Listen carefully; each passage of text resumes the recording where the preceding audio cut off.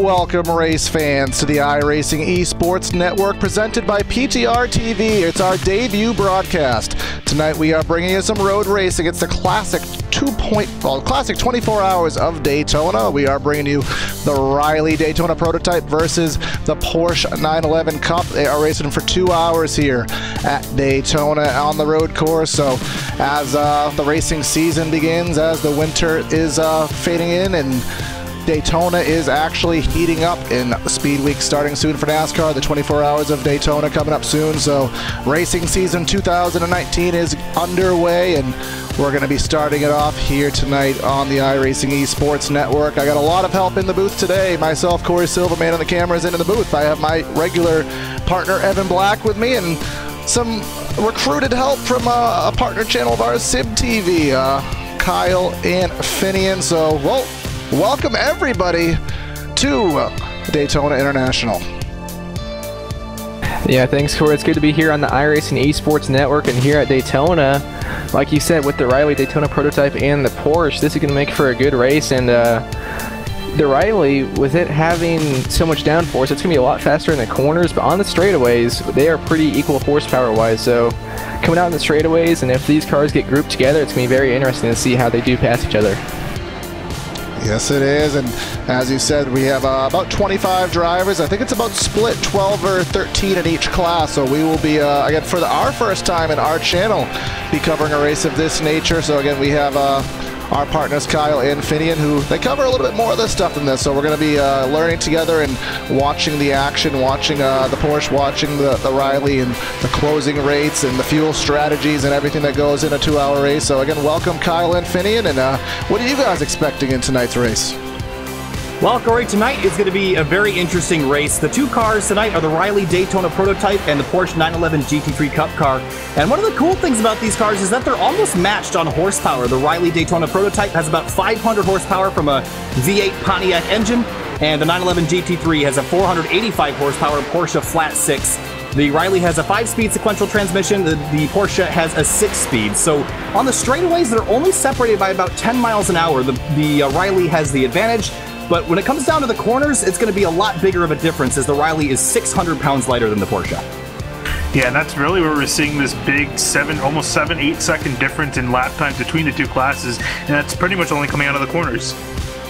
And that's going to be obviously a difficult situation, as they got to come out of the corners, and all of a sudden the straightaway difference is going to be a big situation, especially headed into the dreaded bus stop here at Daytona. We know a lot of problems can happen with braking zones and the closing rates. We'll have to watch out for that, guys. But as we can tell with the skies, well, it's about 4:30 or so sim time, so about 2 hours of racing. So we are going to be ending under the lights. The track conditions will be changing with the track cooling down, providing some more grip. The headlights will be coming on, so the new dynamic in the iRacing that will be affecting these drivers on the racetrack tonight. Yeah, right around 5:15, 5:30 sim time, it's going to be getting pretty dark, and that's just before the lights come on and the headlights. So that's going to be where it's going to be kind of challenging for these drivers to see. That sun is starting to set and the lights have not quite come on yet. So that's where these guys are going to be struggling for that visibility, and that's going to make it really interesting to watch with all the multi-class action going on and different closing rates. I think one of the other things to keep an eye out for is the Riley Daytona prototypes are really low to the ground, and they're really hard to see in the mirrors of those Porsche 911 Cup cars. So before those headlights come on, the multi-class interaction might get a little bit interesting. Yes, it will, and of course over a 2-hour race, presumably we'll have at least 2 pit stops, I'd have to imagine, and we'll have to watch on the strategy whether these guys are going to choose to go earlier in the fuel window, whether they push it right to the end, or whether tire changes do happen. Of course, we'll be watching that, and I expect a lot of these drivers to be on top of their game, of course, in the iRacing world and with the real world. Daytona 24 hours coming up, of course, this weekend. If you're watching it live, the 24 hours of Daytona occurs on the iRacing service, so a lot of laps have been turned, presumably by most of these drivers in testing, and to a degree, these cars may, while not be an exact replica, not an exact circumstance for them to practice with their team, rather comparable, I would assuming, for the cars that are on offer in the 24-hour race.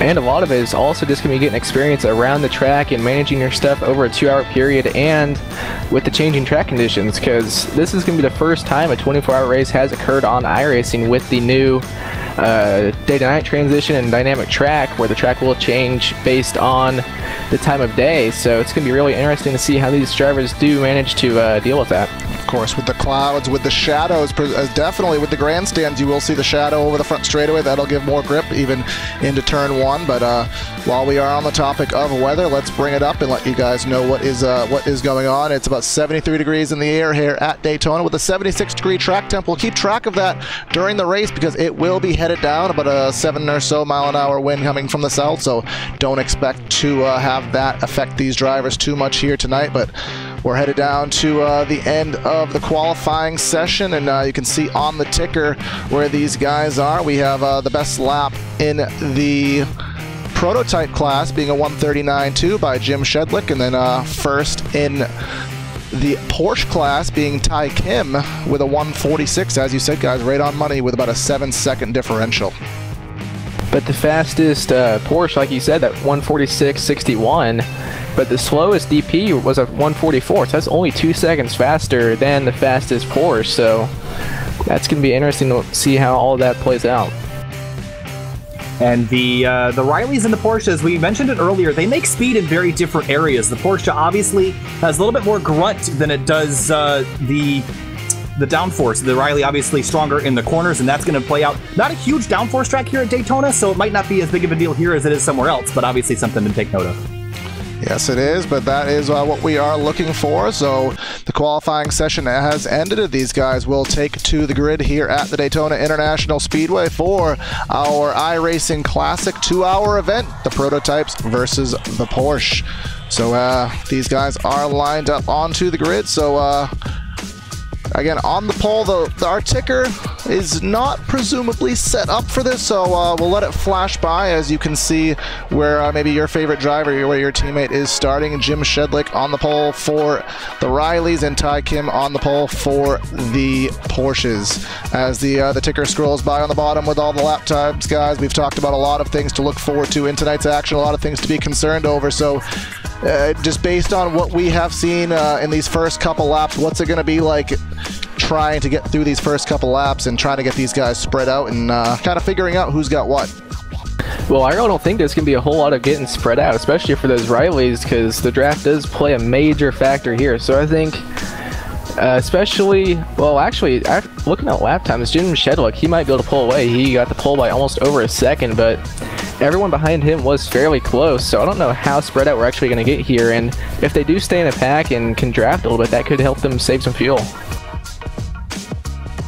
Yeah, the fuel saving going to be important, as Evan said, about 30 laps or so in the Porsche, and I think we said right about on those lines for the prototypes as well. So something to watch out for is that we are lined up on the back straightaway for what will be a rolling start. We only have to go half the lap around Daytona, as the roof pace car just now getting into gear. These guys will navigate through the bus stop here at Daytona, and the iRacing Esports Network and PTR TV will again give you coverage of tonight's event. Want to thank everyone for tuning in and to our premiere broadcast on the channel. You can check out all of our content on our YouTube channel, Primetime Racing TV, and check out our website as such, as we do hope to air more content on the channel and look forward to doing so. And all will be good. But here we go into the banking in corners number 3 and 4, guys. We're getting ready to get this underway. Yeah, really quickly, I want to just kind of point out there's the number 14 prototype starting all the way behind the Porsche field. So you were talking about mixed class interactions is going to happen right at the start of the race, and he's going to have to navigate about 11 or 12 Porsches. Yeah, and entering those corners is where he's really going to have issues with that, is because he can drive it in way deeper into those corners than the Porsche can't, because the Porsche doesn't have a whole lot of downforce and no ABS on it, so it has to brake really early compared to those Rileys. Yes, it is. We'll be watching for that as the iRacing roof pace car comes off of the corner number 4 here in the Daytona Oval. Pace car is in. We wait for the race to get underway. Leader is on the accelerator, and we are racing at Daytona. Shedlick getting a pretty good jump there as they get ready to enter turn number 1 here at Daytona. Shedlick got a pretty good gap back to second, as there's a battle going on for second. And 66 getting a bit loose there in turn 1. Now coming through turn 2. Looks like everyone is getting pretty spread out so far. And the Porsche class just entering turn number 1, as we do have a gap, and we already have a Porsche spun around there in corner number 1. That's Jeffrey Garzotto. Jeffrey Garzotto. We'll check quickly back and see what happened to him. He seemed to be the only one to have problems off the initial start here into corner number 1. He was on the outside of one driver in the black machine right there, and looks like he got loose in the braking zone, turned into the right rear, and that sent him around. Luckily, a minor incident, only him to be at a disadvantage. But as we can see in the prototype class, that's Shedlick out by about 3/4 of a second over Weaver and Reinhardt. Matthew Sanderson in 4th, and as they come onto the banking, we'll see how the slipstream comes into play. Coming up into that oval, turns number 1 and 2, and we'll see if Justin Weaver can close in on Shedlick here going down the straightaway. Looks like there's not really a whole lot of ground being made up by that 66 as they get ready to enter the bus stop here. And pretty even by both of them, and I really thought the draft would come into play a little bit more. We'll see if it does here, as he is just under a half second back, and that is kind of right around the margin that you need to be to get that good draft. Yeah, that's what we're waiting for, is to see if he is able to close. It does look like Weaver is going to close on Shedlick. He's going to get that slipstream to the line. He's going from about 0.3 of a second down to 1/4 of a second, and we'll see if he is conservative or if he tries to approach it even more harder to get to the back bumper of Shedlick. He will, looks like he's a little bit loose on the brakes, a little bit of a lockup actually from Shedlick. We saw some puffs of smoke. These guys got to be careful on the brakes, still early in the race, but all is well on the gap. About a half second actually down for Shedlick. And we're almost side by side here for the lead in the Porsche class. Arjuna leading it here, entering turn 1, and just behind him we have Christopher Potter, who was taking a look to Arjuna's outside, entering turn 1, but backed off a little bit there, and now right about a 1/4 second back. And remember, guys, this Porsche car is going to be a very vital car in the iRacing service coming up in the 2019 season, being announced as the World Championship car that will be raced for the $100,000 in the road class. So a lot of experience, guys, and definitely these guys want to get as much practice and as much speed in this Porsche. So what better way to learn than right here? As you can see, Arjuna a little bit loose in the braking zone right there. Maybe you have to adjust that brake bias. He does have that 9 machine of Chris Potter behind him, and you can see a prototype right behind this. That's Joshua Gear. We had a Porsche upside down in turn 1 just a moment ago, the number 16 Porsche. That's Luke Pfeiffer, and he has already taken it behind the wall. So first retiree of the event. Looks like he had major issues down entering turn 3 there. Just locked up the rears on braking and got hit. I'm trying to see who hit him there. Edwards in the 19.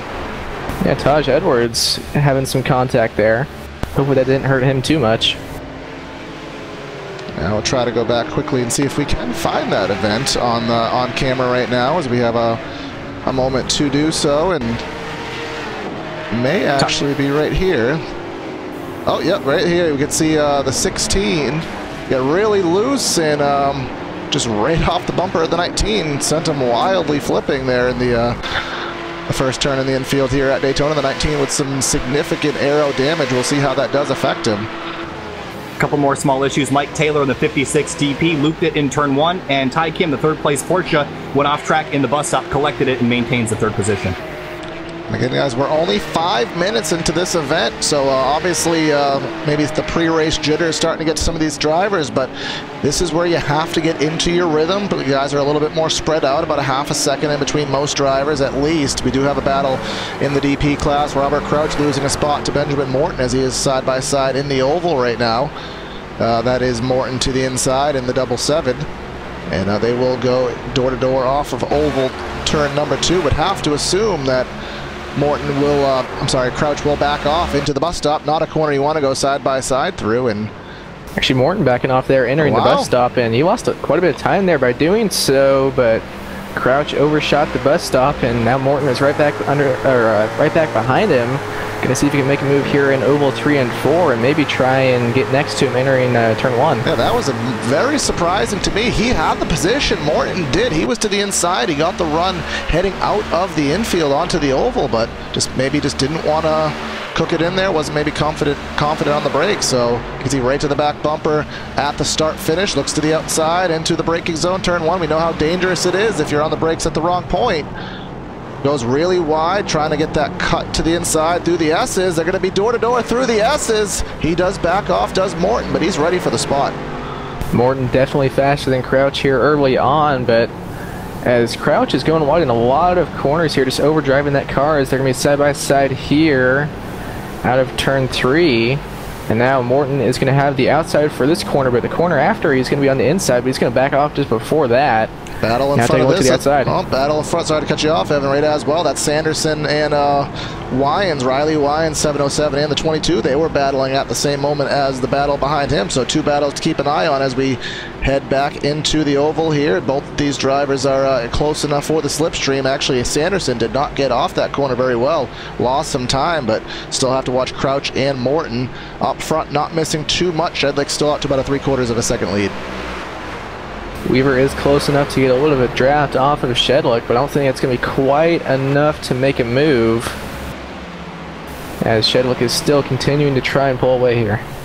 One of the things about these Riley DP machinery tonight, guys, is that these are typically known as downforce cars, but at a racetrack like Daytona, most of the track is oval, so these cars are in very low downforce trim, and that will mean that the draft will not be quite as effective as they're not leaving a big aero wake behind them. Yeah, I was going to say, that's probably why we're seeing that. That's exactly why we're seeing what we are seeing, the fact that these guys are not really packed up together, usually just kind of in 2-car groups. Meanwhile, the Porsches are in some pretty big groups fighting for position. And we did see the 112 of Crouch in the DP. He got really sideways there in the bus stop. I thought he was going to get a penalty from the service. Did not do so, but we do have a battle right in front of them. That's the 707 and the 22 still battling. But as you guys referenced, we do have a lot of tight racing in the Porsche class, side by side on the back straightaway right now. That's Spencer Battersby trying to hold off Andrew Fawcett. Fawcett through the grass in the bus stop. That's not going to clear with race control. He's going to have to slow down, and presumably because major course cut there, but at least he may have to slow down. But yeah, there you can see Fawcett starting to slow down, running that high lane through oval 3 and 4, and he's losing a lot of time to the back bumper of that 7 of Battersby. Yeah, he did have to slow down, but luckily for him, he does have a race car that is in one piece. That is the more ultimate goal to be concerned about. So he'll be able to regroup and try to get those spots back. And this is for the Porsche class lead at the moment here, as we're 5 laps into the race. Arjuna Kankapati and he already predicted we were going to say that name wrong. We're going to do our best. In the 911, he is just hanging on by about 3/4 of a second, or half a second rather, over Chris Potter. Potter and him have been pretty much tightly quartered since this race has begun. You can see the different lines going on from the 9, trying to maybe get that different apex, try to get that run, or maybe even just to have visibility entering the braking zone. Battle for the lead starting to heat up for the DP class. That's Shedlick and Weaver. Again, within 3/4 of a second, within the slipstream range. But as you guys have talked about, the slipstream has not been as prominent in the prototypes just because of the downforce settings. So he will back off just a little bit and enter in 1 and 2. Well, oval. I mean, again, we're oval guys, so I say 1 and 2. Entering the first corner here. But look at the wiggle from Shedlick. Entering the S's here, but didn't lose too much time in the process, although he kicked up some dust. Side by side for 4th behind him. Sorry to cut. That corner there locked up the tires a little bit, so I don't really think he is trying to save fuel here. Porsche lead change on the front straight. Can't do it flat out side by side, so Potter will hold off again, and he will fall back behind Arjuna, and here we come into the international hairpin. And again, this Potter did not get off that corner as well, and this is the most critical corner on the racetrack, is getting lined up for the long run into 1 and 2 on the oval, and Potter will lose that valuable time. Yeah, just under a half second back is Potter now. Gonna try and use that draft, as it is a little bit better in these Porsches than the Rileys. And you can see how much time he is gaining due to that draft. He's going to get right to his back bumper, entering the bus stop, probably going to back off. Didn't really want to try and make a move there quite yet. It's a bit too risky for only lap 6. We'll see if he can get a good enough run out of the bus stop and maybe try and do something in oval 3 and 4 just before entering turn 1. Into oval 3 and 4. Looks like Potter, he's just... I can't tell if he's actually faster. He does seem to lose time, and then he seems to gain time, but again, he is aided by the slipstream, as he most certainly is. Look at the run as we head into the tri-oval here, as we complete yet another lap. He's going to look to the outside of Arjuna, and at this point, guys, if you are Arjuna, do you back off and maybe see what Potter has if he can pull away and just use patience in this 2-hour race, or are you fighting to hold this class lead?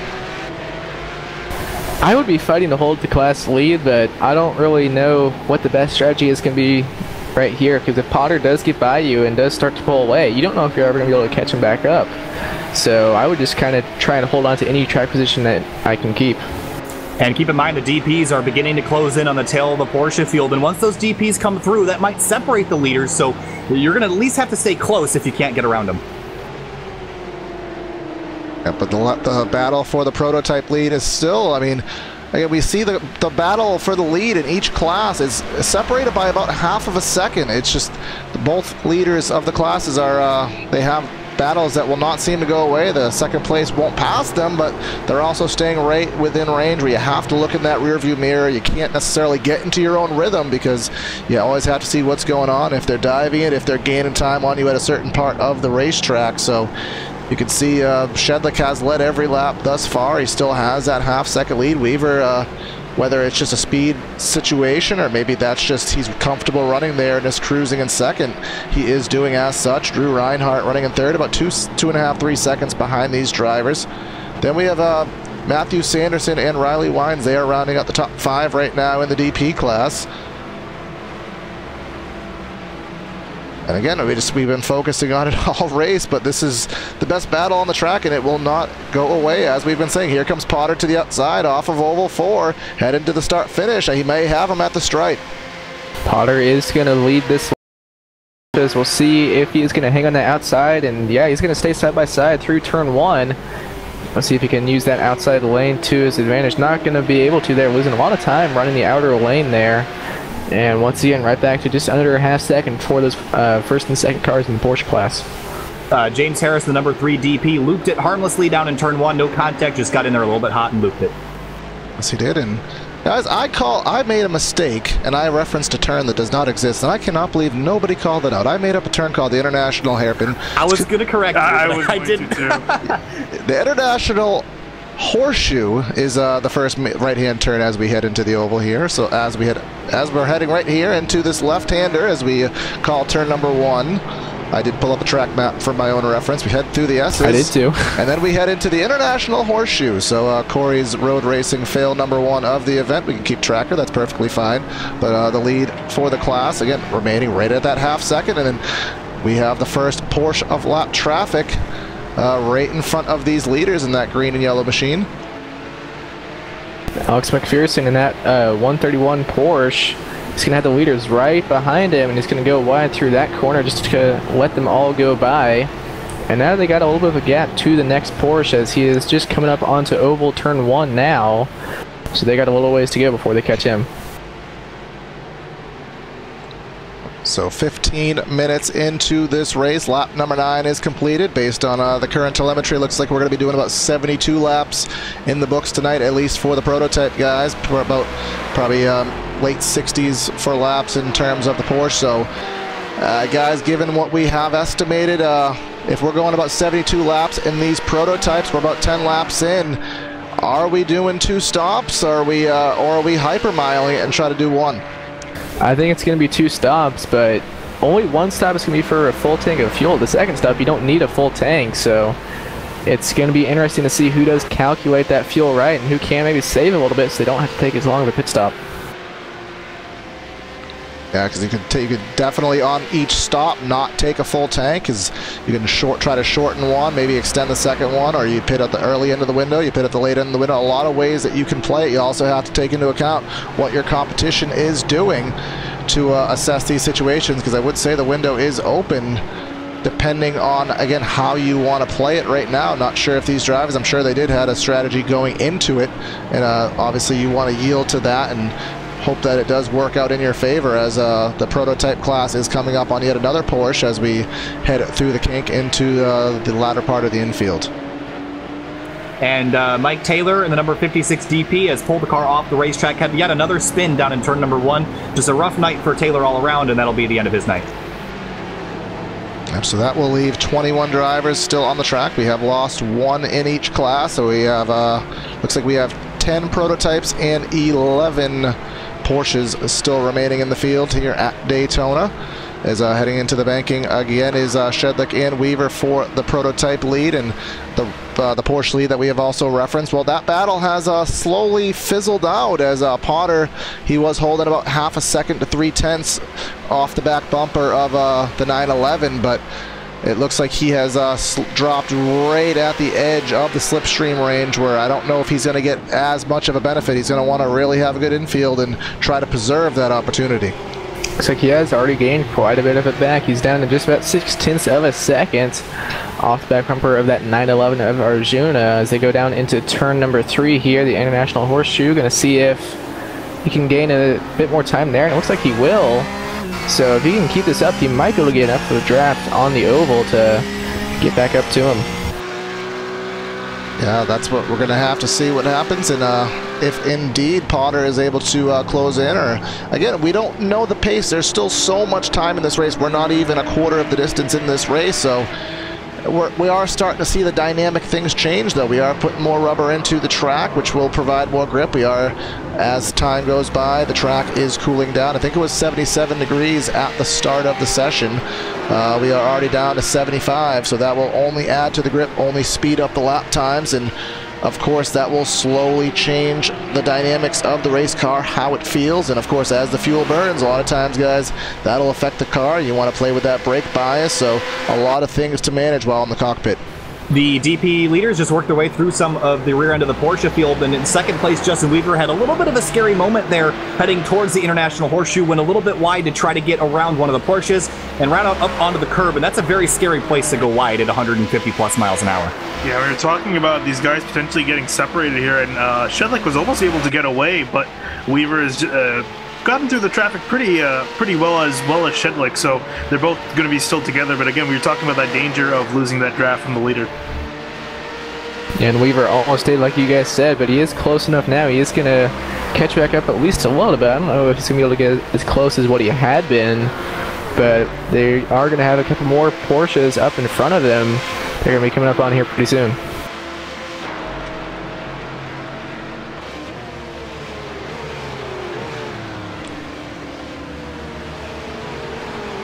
Yeah, I was just about to say that the Porsches sound amazing right now. That flat six engine just absolutely screams, just like the GTE Porsche 911. These flat six engines make one heck of a noise, but the other thing is the way that these engines make torque. I believe that the Porsche 911 flat six makes peak torque at around 7,500 RPM. That's really high. And what that means is that the Pontiac Rileys are going to have a lot easier time getting past these cars on corner exit with the low end torque that their V8 offers. Yeah, the Porsches just cannot quite get off the corners as well due to, like you said, on that torque and a little bit less downforce. They can't quite get the throttle down, but it looks like Shedlick is going to get by a couple of those Porsches there. And coming up on a group of 3 here, it looks like Ty Kim, Taj Edwards, and Derwin Kostanak here pretty soon.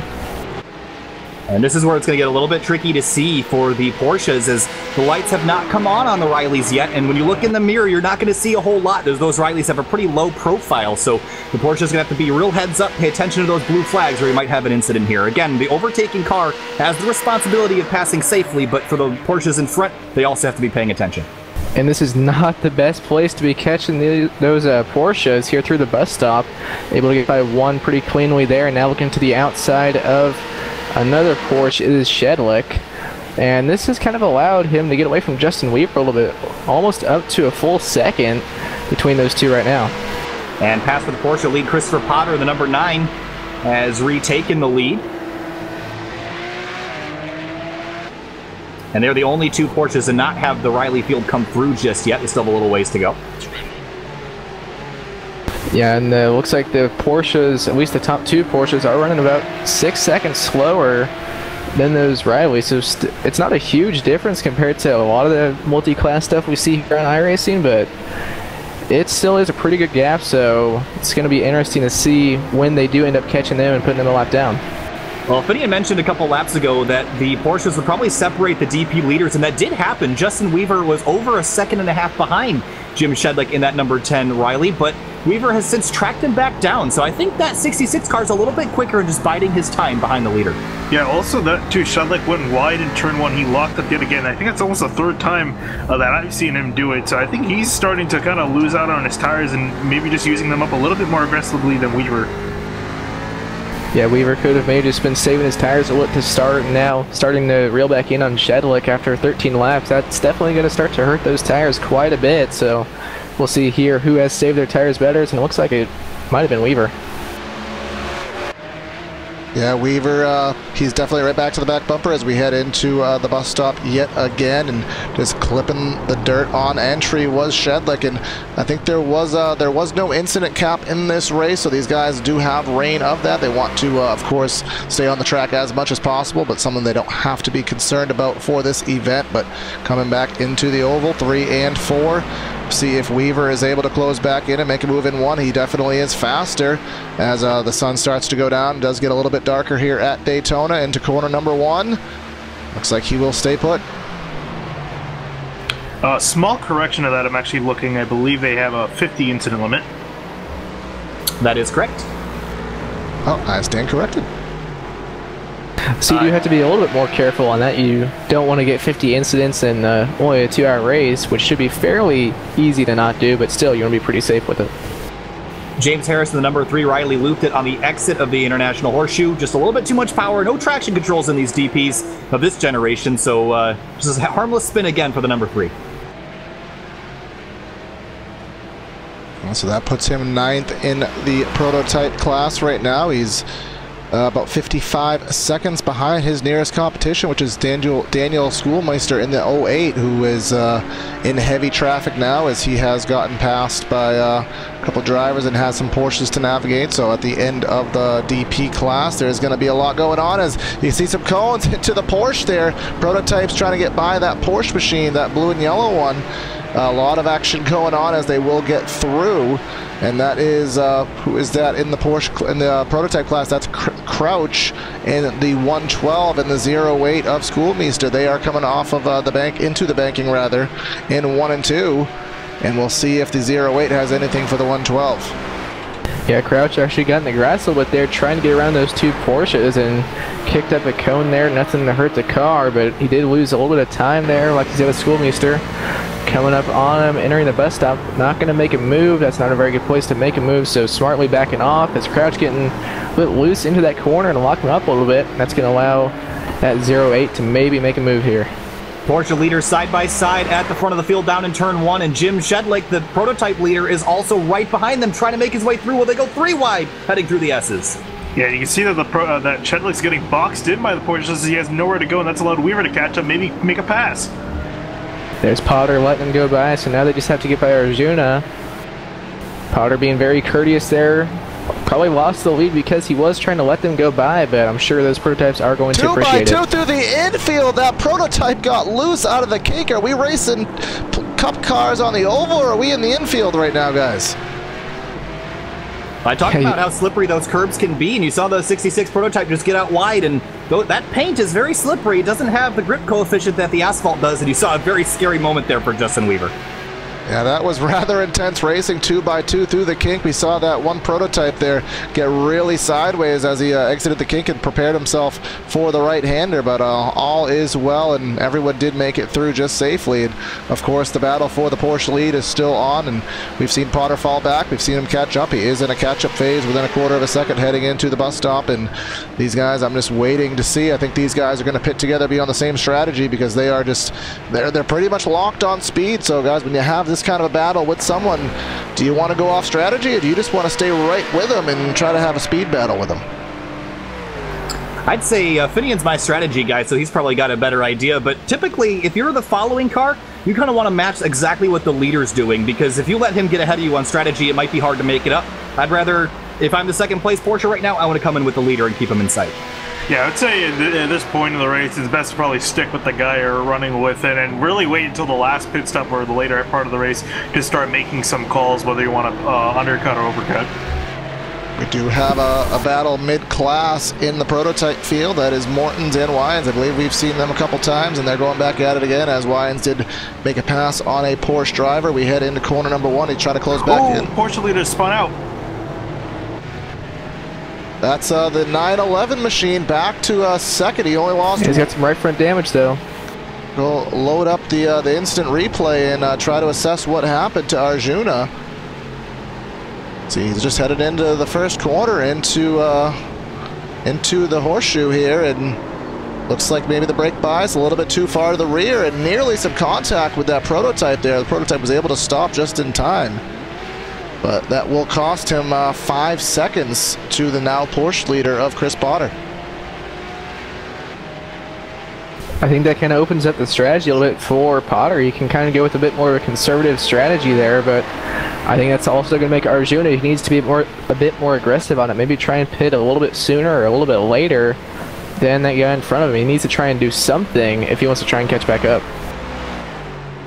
Yeah, is it going to be a matter of speed? I mean, we haven't really seen them at all in this race, separated by a distance where the slipstream was not going to bring them back into play. So now that they are, we will see if indeed the 911 is going to drop back, or if Potter will start clicking off the better lap times. So we'll keep track of that for you. But again, we still have been watching Wyans and Morton in the prototype class, and they are back within 1 or 2 car lengths coming through oval 3 and 4, and Morton definitely has the momentum, goes to the high side. He'll pull door to door with him headed to the stripe, and we'll see who's going to back off first, entering 1. I think it's going to be at that point where neither of them really want to back off. I think Morton is close enough to the outside, as you can see, neither of them backing off entering turn 1. I think Wyans is going to have the advantage having that inside lane, though, and he is going to clear him through turn 1. Let's see if Morton can try and stay close enough once again through the infield and maybe make another move out on the oval.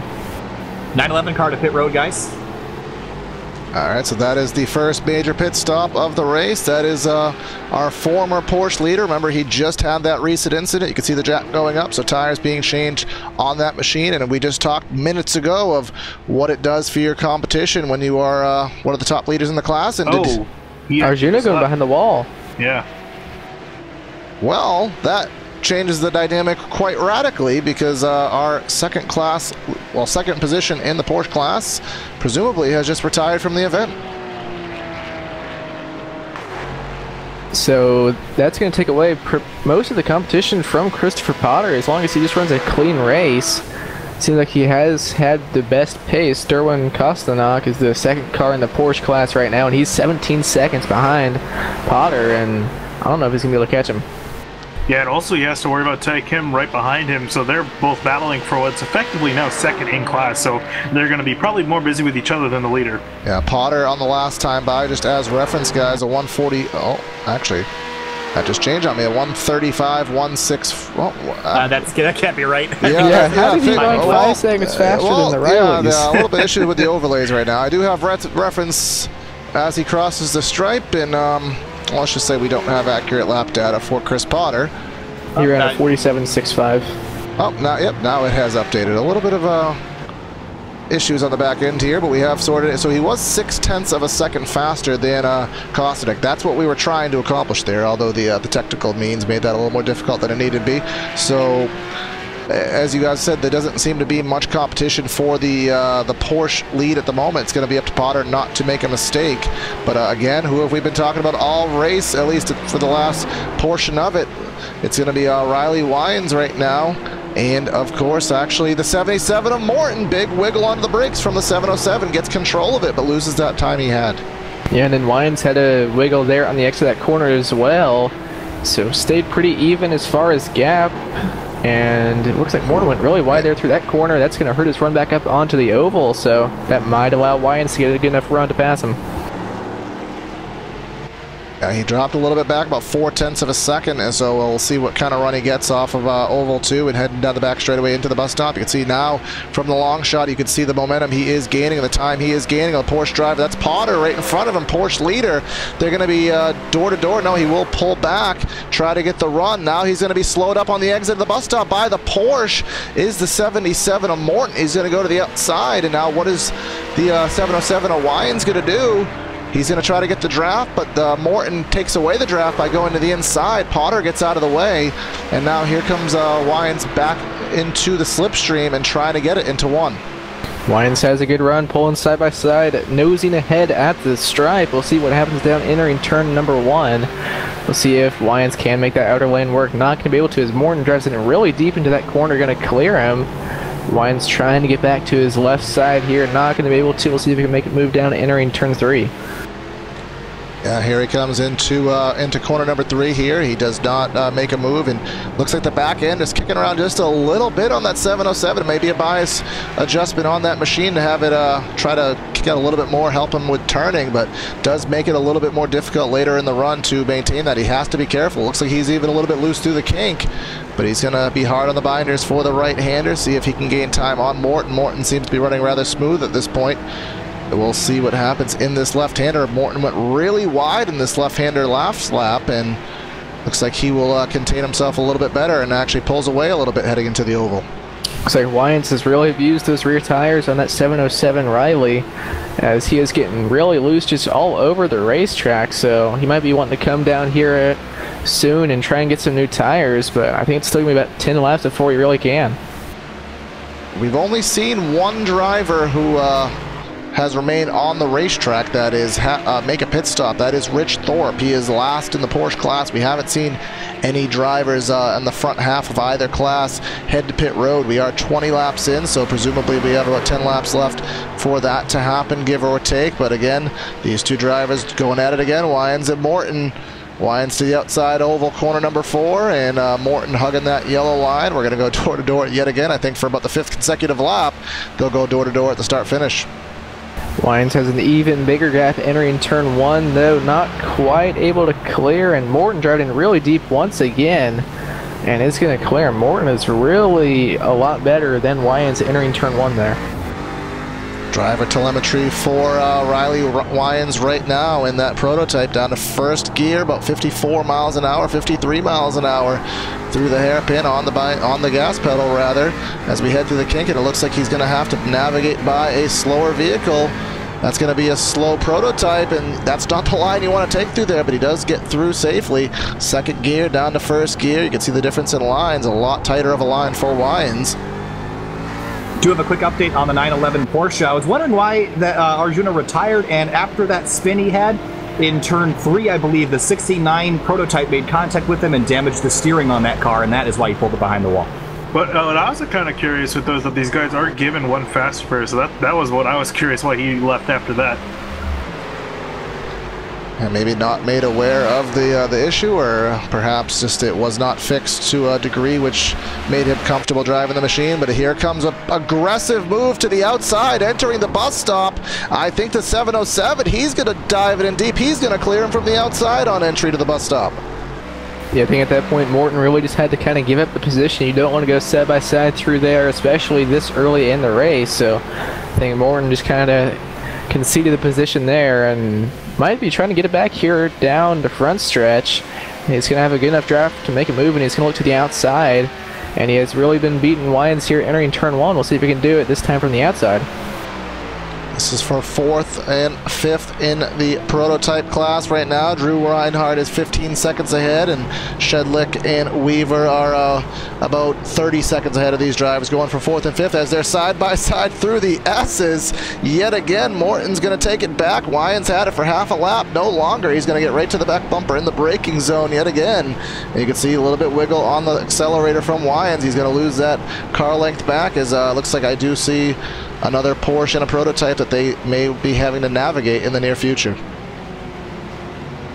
Now it's Joshua Gear and Alex McPherson. They're going to be coming up on here soon. Probably going to catch that 131 Porsche on the oval, as they're only about a half-second back, and you can see how much time they gained on braking there just with the extra downforce of that Riley Daytona prototype, as he's coming to the inside here, going to easily be able to get by that Porsche.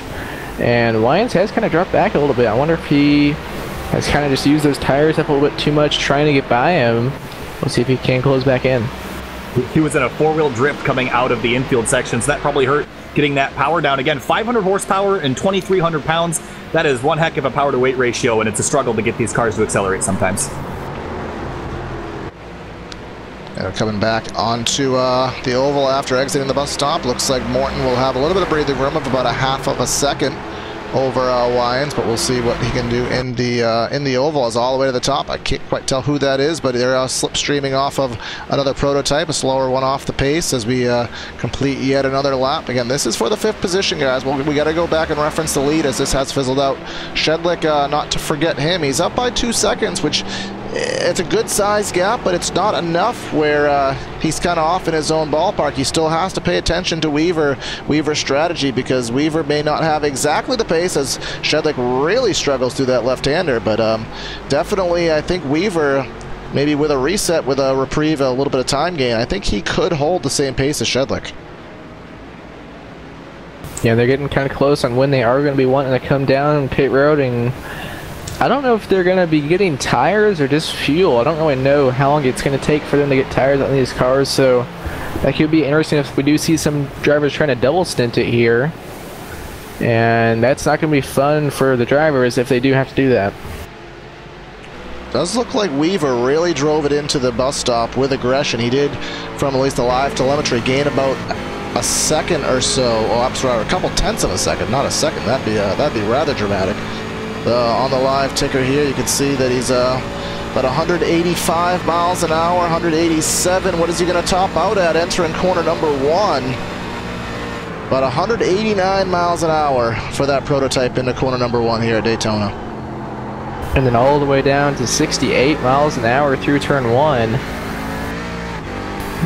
It's where the downforce is helping slow down, but they still have to use a lot of brakes, and it can make these cars really uneasy. Just how you have to enter turn 1. You have to be on the brakes, but while also turning the car, and a lot of cars don't like doing that. Another thing about the low downforce trim in this car, so we topped out at 189. In the high downforce trim, you're topping out at more like 160. It's like a 30 mile an hour difference just by changing the setup on the car and that big rear wing sitting on the deck lid there. So obviously these cars, very highly tunable. The tube frame chassis back from 2003 was the first year of this car. And we have been seeing Weaver run quicker lap times, guys, than Shedlick last time by. It was about 0.2 of a second that he was faster over Weaver.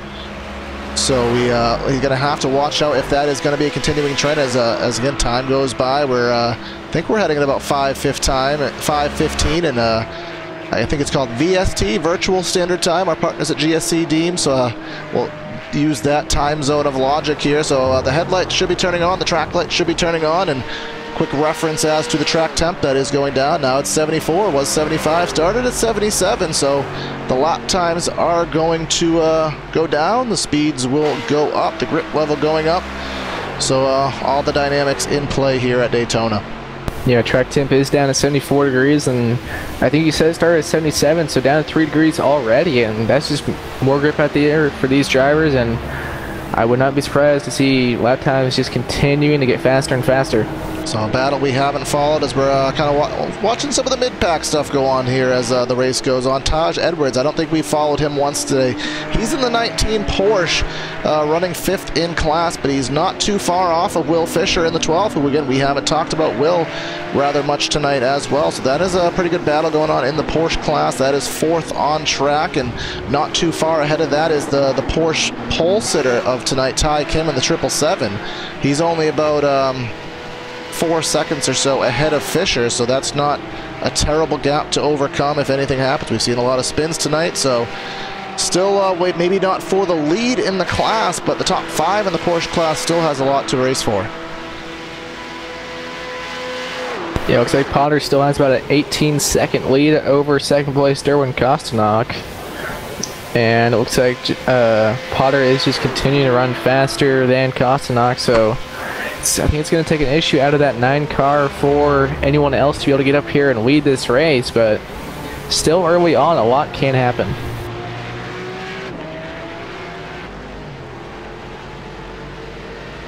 Yes, it is, as we're pretty much, let's say about 35 to 40% through with this race, as my loose mathematics says.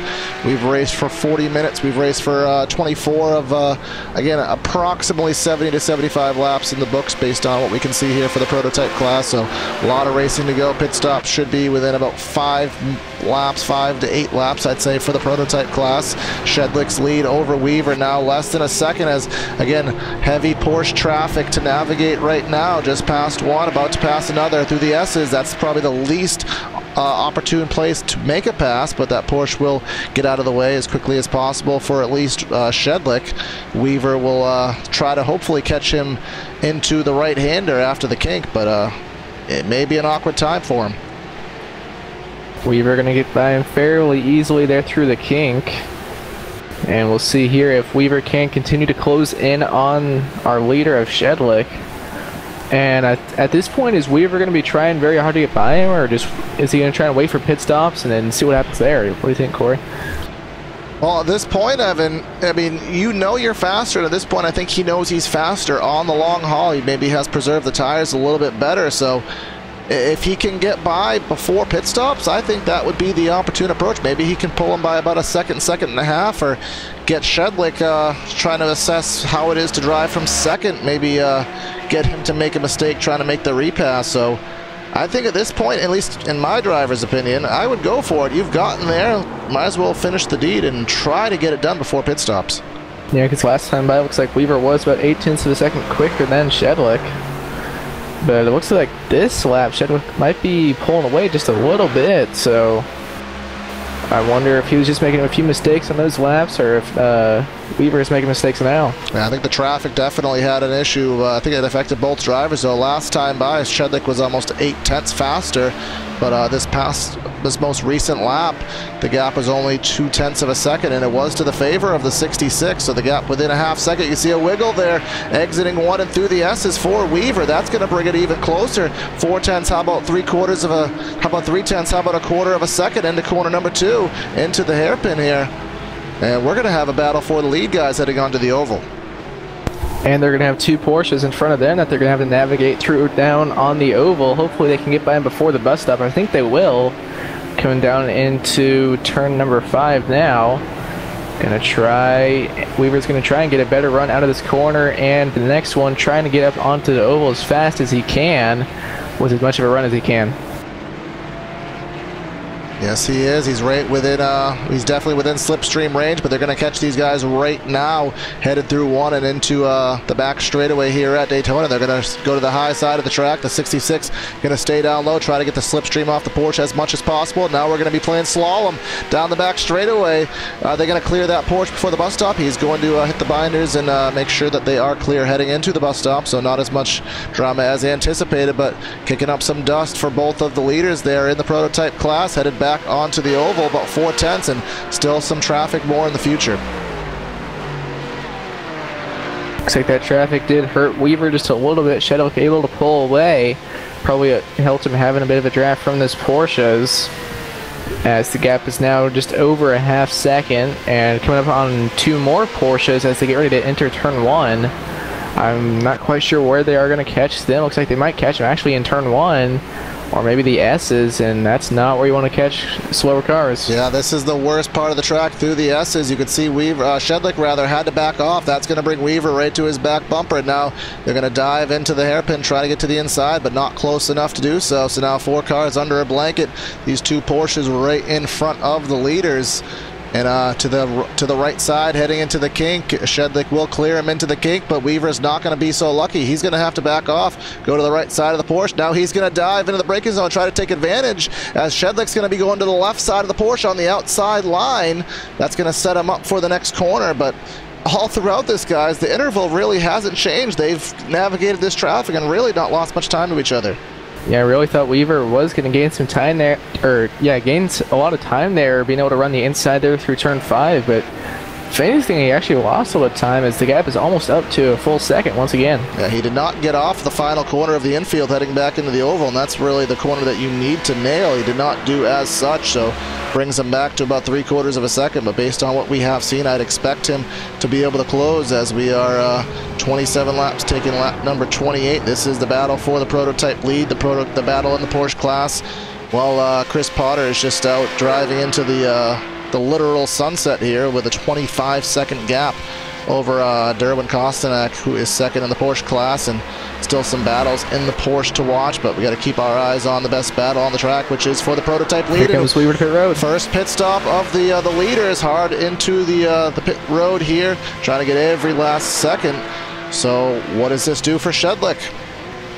Lap 27 coming down pit road here, so it's definitely going to be a two-stopper for him, and most likely going to be a two-stopper for everyone. So we'll see, when is Shedlick going to decide to come down pit road, and is he going to get onto pit road as well as Weaver did? Yeah, that's something that can cost you so much time. We know in every form of racing, whether road, oval, dirt, rally, well, maybe not so much rallycross, but every opportunity of racing where get into that pit road, you have to get in as hard as you can. You can't speed. You got to get right in that pit box efficiently, because that can cost you so much time on the racetrack. So we're waiting for Shedlick. He is just exiting the infield, heading back onto the oval. He knows that his biggest competition has pitted, so does he stick to his strategy, or does he just try to get right on the same pace? If I was Shedlick, I'd probably come down this lap here, and we'll see if he does decide to do so as he comes down onto the backstretch here. Weaver merges back into the 5th place right now. He is behind Morton and Schoolmeister, which is 3rd and 4th in class. He will pass those drivers relatively quickly, but here comes Shedlick through the bus stop into oval 3 and 4. So if he's going to pit this time by and stay on the same strategy as Weaver, this is going to be when he's going to have to pull down. 25-second pit stop on the 66 of Weaver. We'll see what kind of stop Shedlick is going to have here. Nope, staying out. So he's going to stick to his own guns, whatever strategy that happened to be. So again, we were told about 30 laps approximately for the DPs, so that will give him about 2 more laps, and he's overcooking the brakes there into 1, kicking up some smoke and really wide, but able to get everything situated properly and stay on the racetrack. But we got to watch Weaver get through this traffic. He's still trying to get by the 0.8 of Schoolmeister. He's about 0.8 of a second back. He wants to get as much time as he can, because this could amount to a lead over Shedlick when everything's said and done. And he is on a little bit fresher tires, but we really didn't see too much of fall off there. As here comes Schoolmeister to pit road, so that's going to allow Weaver to have some clean track in front of him to try and get the best lap time he can, and try and gain enough time where he will cycle ahead of Shedlick. See if he can do so. And we'll keep an eye on that. But right now, I want to check a look at the position number 2 in the Porsche class right now. Derwin Kostanek and Ty Kim. Ty Kim, remember, he was the pole sitter in the class. But he has dropped back. Kostanek was able to get by him. Fisher 3 seconds behind him, but Fisher has Taj Edwards in the number 19 machine trying to close in on him. So we've been following the DP class a lot. Again, the Porsche leaders have not been of competition since Arjuna Kankapati had issues and left the race, but still a lot of battling in the top 5 in the Porsche class. And in the spirit of the classic race at Daytona, I got a little factoid for you. The last time that a Porsche, a true GT Porsche, won the overall race, the Daytona 24 Hours, it was back in 1977 with the Porsche Carrera RSR, driven by Hurley Haywood, John Graves, and Dave Helmick. And that was on February 5th and 6th, 1977. Now I am trying to reference which commentator had a stat for absolutely everything. There was one of them. Larry McReynolds is your guy? It was for a different channel. Now it'll come to me over the next hour. But Kyle, I had you do your research on statistician. You did not let me down. So I tried. You did a great job. So we are closing in on halfway right now in this race. Again, want to welcome and thank everyone for tuning in to the iRacing Esports Network, Primetime Racing TV's debut broadcast rather on the Esports Network. It's a classic 2 hours of Daytona. We are racing the Daytona prototype Riley car versus the Porsche Cup machine here for 2 hours. We've had about 23 drivers on the track. Start the race, about 20 still in, about 10 in each class, still under competition here. It's Corey Silva and Evan Black for PTR TV, and we've brought in some partners from Sim TV, Kyle Hare and Finian DeCuna, so hope everyone is enjoying the race. About half of it left to go, and as we can tell, guys, it is the darkness is setting here in the virtual world at Daytona, as the virtual clock, I want to say, must be about 6 o'clock, about 5:30, 6 o'clock in that time frame now. So we will be seeing the headlights turn on shortly and the track temp cooling down even further. The lap times picking up, and hopefully the competition for these class positions. Yeah, and Shedlick has come down to pit road and it's actually expanded his lead over Weaver. Yeah, Shedlick on a bit of a different strategy. He only had a 19-second pit stop there, so taking a little bit less fuel than Weaver.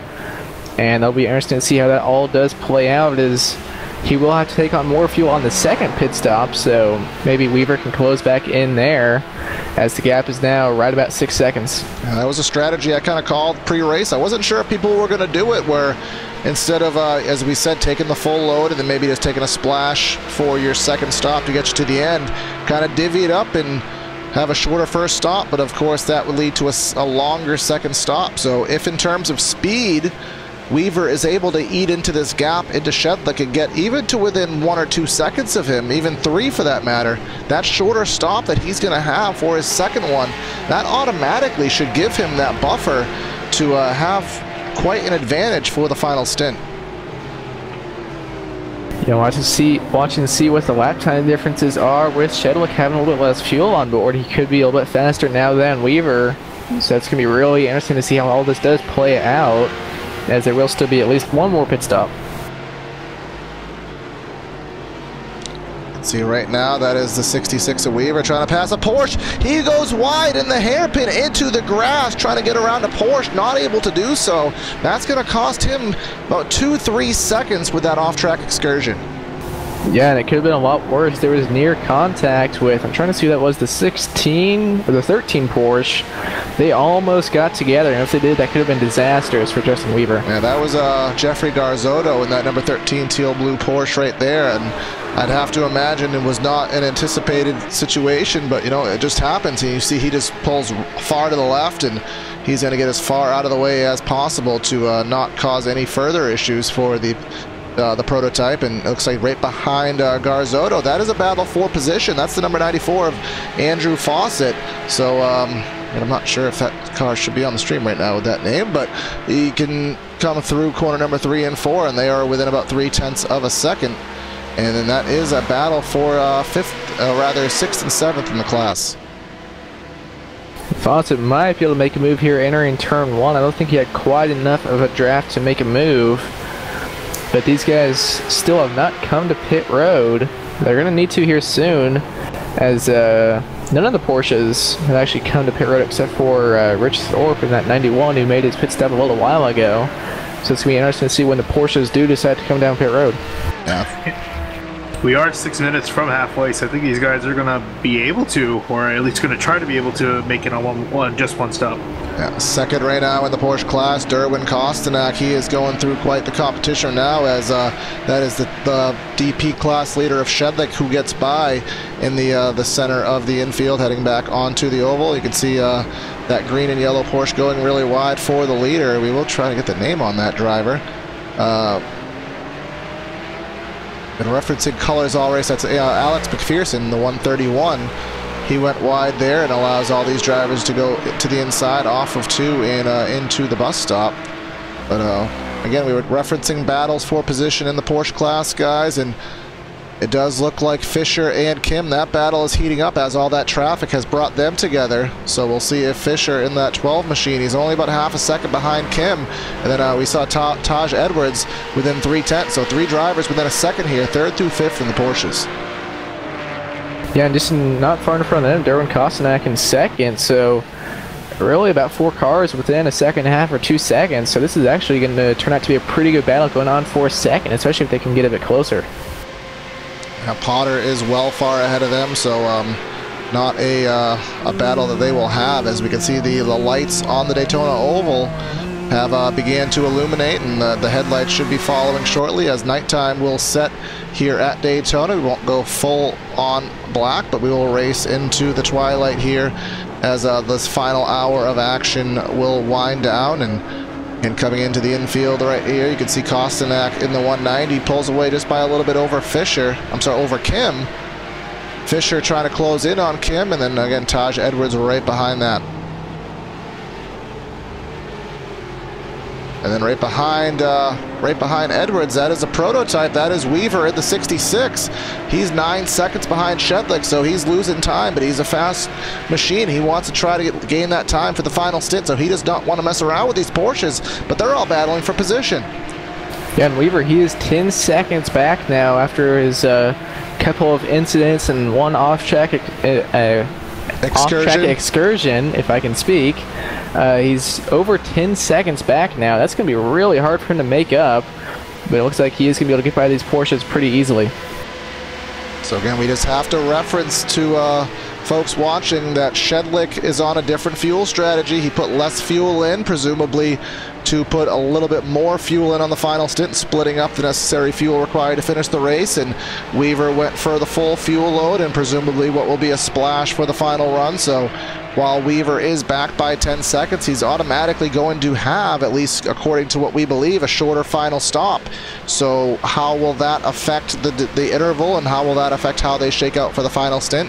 Well, that is to be determined in about 20 laps or 25 laps, so a lot of time to assess. A lot of things can happen to change that lead on track, but I guess we reference everything seems to be going on in the Porsches. The DPs have pretty spread out at this point. Not much going on. Everybody within about 2.5, 3 seconds of each other at least. Will Fisher is the first Porsche to come down pit road, so I don't think he's going to be able to make it on one stop, but a few others, they might be trying to.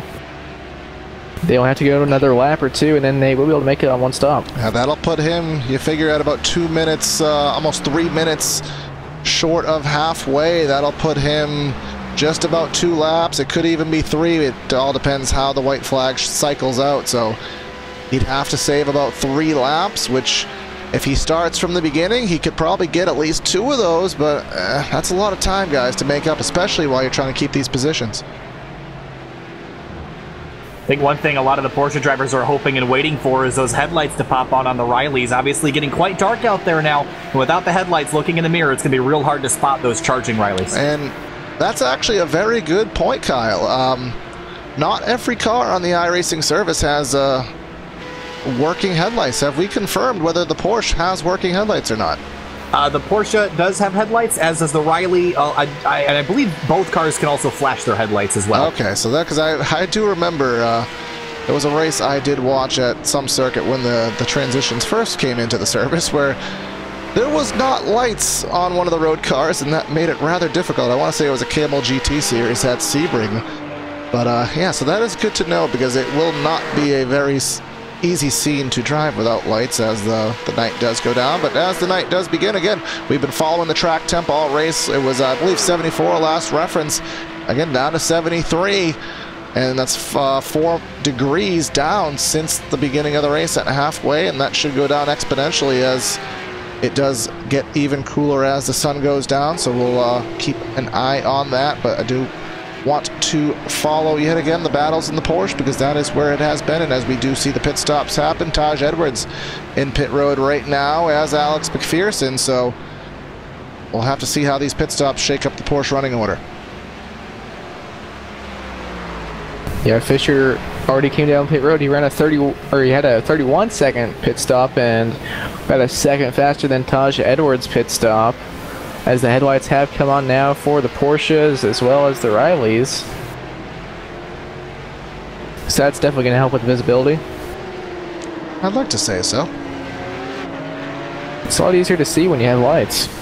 Well, I think the bigger thing is not even the light that they cast on the ground, because Daytona Speedway is lit at night. It's more about the ability to flash your headlights and allow other drivers in front of you to know that you're making a move. It's more about signaling to other drivers than it is about casting the light. Yeah, we have at other tracks in the in the world. Obviously, they do not have stadium lighting. Daytona is obviously lucky to have that. So as you said, something that you go into the bus stop, maybe a prototype is behind you, he can flash his headlights and try to maybe ask for permission to get by, if you will, or on the other side of it where you may have a Porsche who's trying to get by a slower Porsche. Again, you can use that feature to your advantage. This is P2 again. P2 in the Porsche class. It's Derwin Kostanak and Ty Kim. They were separated by 2/10, but looks like Kim really took it easy on the braking zone into one.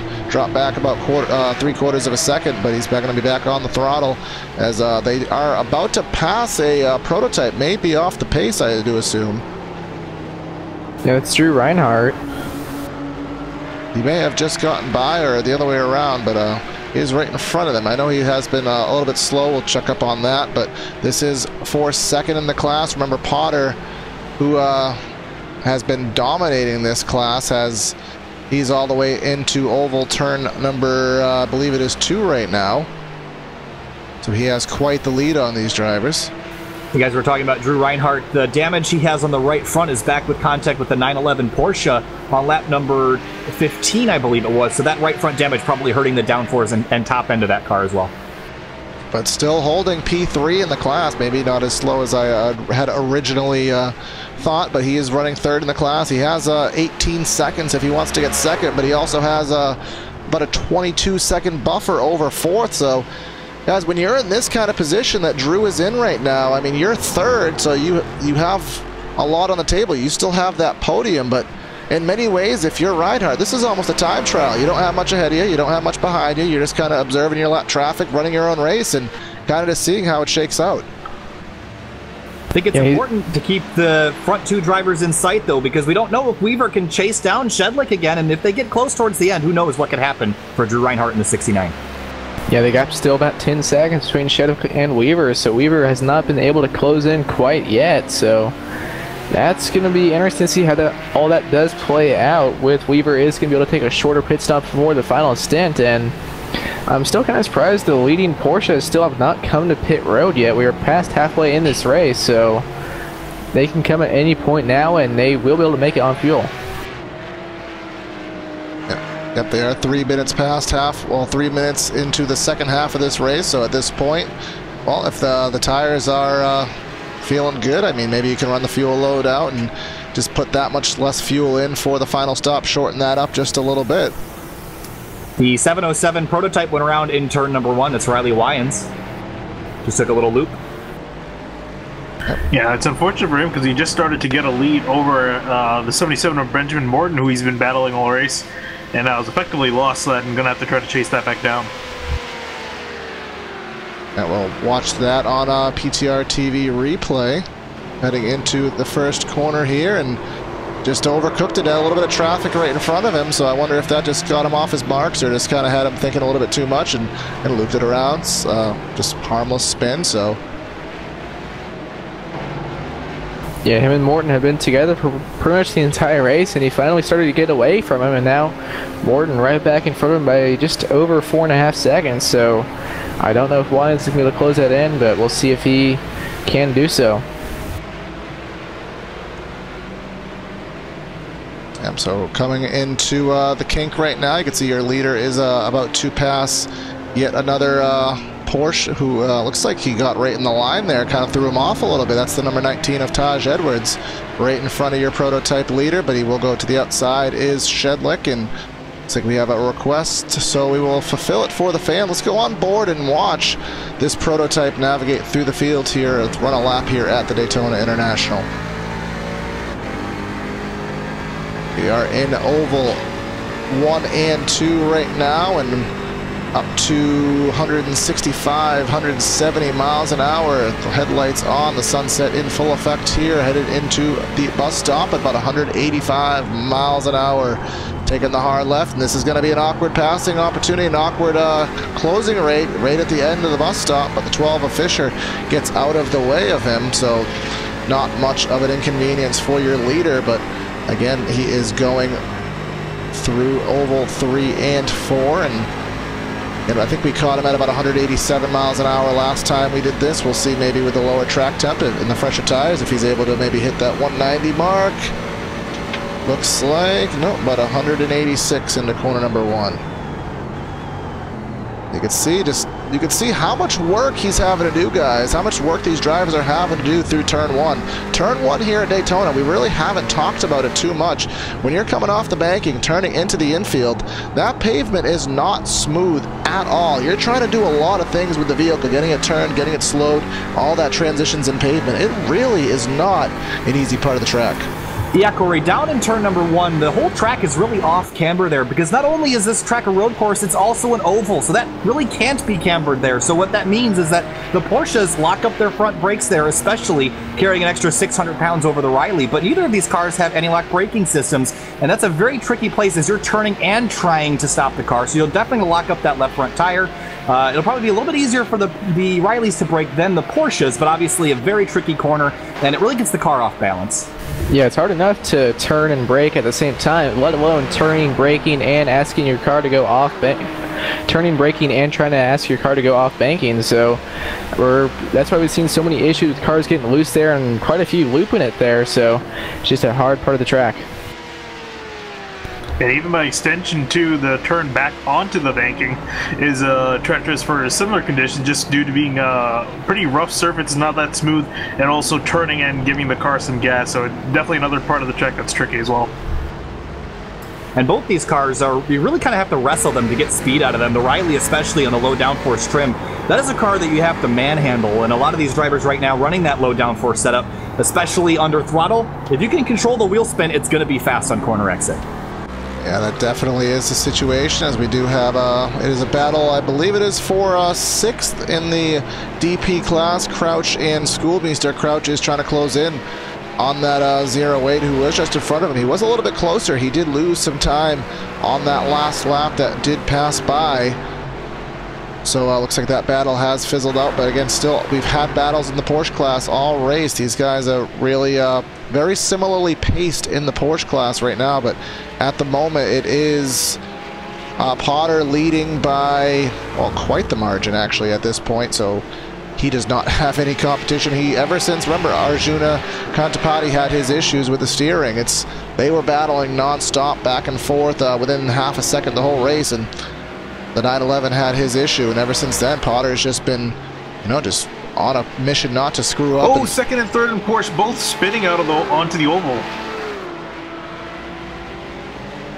Yeah, Ty Kim and who is the other driver? Derwin Kostanak having issues. And just talking about Ty Kim, he was right up there having a good battle with these guys holding him off. He just got loose entering that left-hander. He got loose, saved it, got loose, saved it, and then Kostanak, I wonder if he was just thrown off just because of what was happening and just out of almost a reactionary spin, if you will.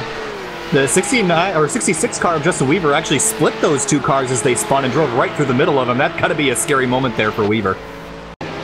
Go on board with Weaver and maybe try to catch that one live if we can. We see on replay he's heading into that left hand. You can see the smoke from one. All right, he saves it. Everything's good. Smoke from another. Now he's on the binders. Now he's going right. Not what you need when you're trying to gain time on the leader. Now remember, he was 10 seconds back. Now I think that little maneuver has put him back to 13 seconds off the lead. But again, this could even out. We have to remember that dynamic of the final stop where he's going to have, I think we estimated it about a 7 to 8 second shorter time on pit road. So just use that mathematics right now. If he's 7 seconds of less time on pit road, it's still going to be a 6 second deficit. So that's just think of all these mistakes that have been made, all these issues that have been made. All of that might be what takes Weaver away from the win or any chance at it, but still a lot of racing left to go. Yeah, gap now up to almost 14 seconds between those two. And part of that could be because Shedlock does have less fuel on board. We've talked about it before. He's got a lighter car because he's got about 7 to 8 seconds less fuel, so he is definitely going to be able to go faster. So that could be part of the reason why he is continuing to pull away. And we'll try to keep an eye on the lap times. Last time by, he was 0.4 of a second faster for Shedlick, so of course that does make the difference. But it's been a couple laps since these drivers have each had clean real estate, so we'll kind of have to wait for, obviously Shedlick's kind of in his own zone right now, but now Weaver finally able to run his own pace, so we'll have to see what indeed the differential is in clean traffic, or clean real estate rather. But a 140 flat for Shedlick. And this is not necessarily going to be a full indicative of what Weaver is capable of, but as he crosses the stripe, looks like we're going to update to a 41.6, so over a second back. That's not what he needs. Now it's 14 seconds. And Jim Shedlick has actually been getting quicker as the night has gone on. He actually ran his best lap on lap number 31, a 140.056. That was about 11 laps ago. So Shedlick is on it right now, and Weaver's struggling to keep up. And again, the lap times should be getting better as obviously the track is cooling down, the rubber is going in, which is adding even more grip. So everything in terms of physics is making it so you should be running faster. And obviously with setups, you can tune your setups to be more prone to handling better and running better in the night conditions. So where these guys knew we were only going to have about an hour of daylight, you know you want to be faster when it matters. So setups may be slightly tuned to behave better in the night conditions.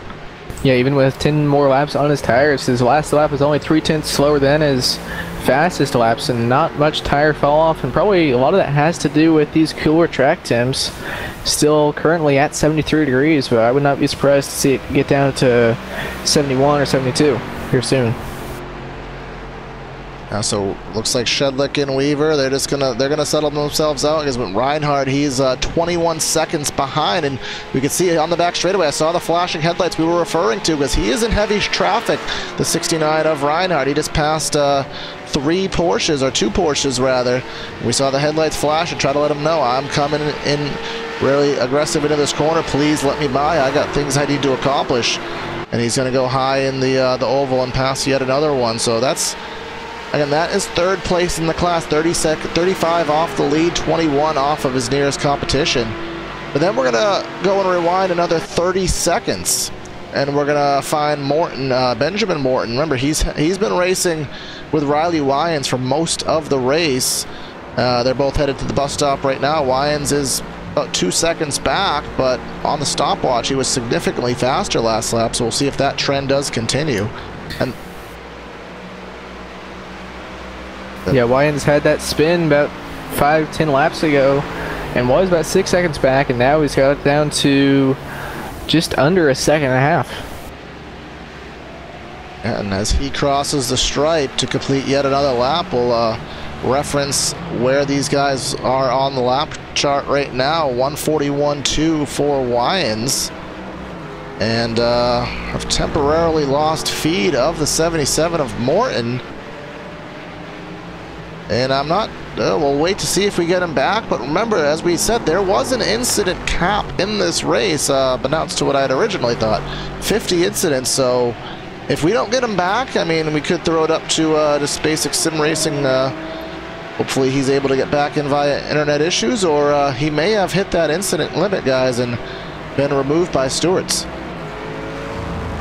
Yeah, we'll have to see if he does come back or what happens with that.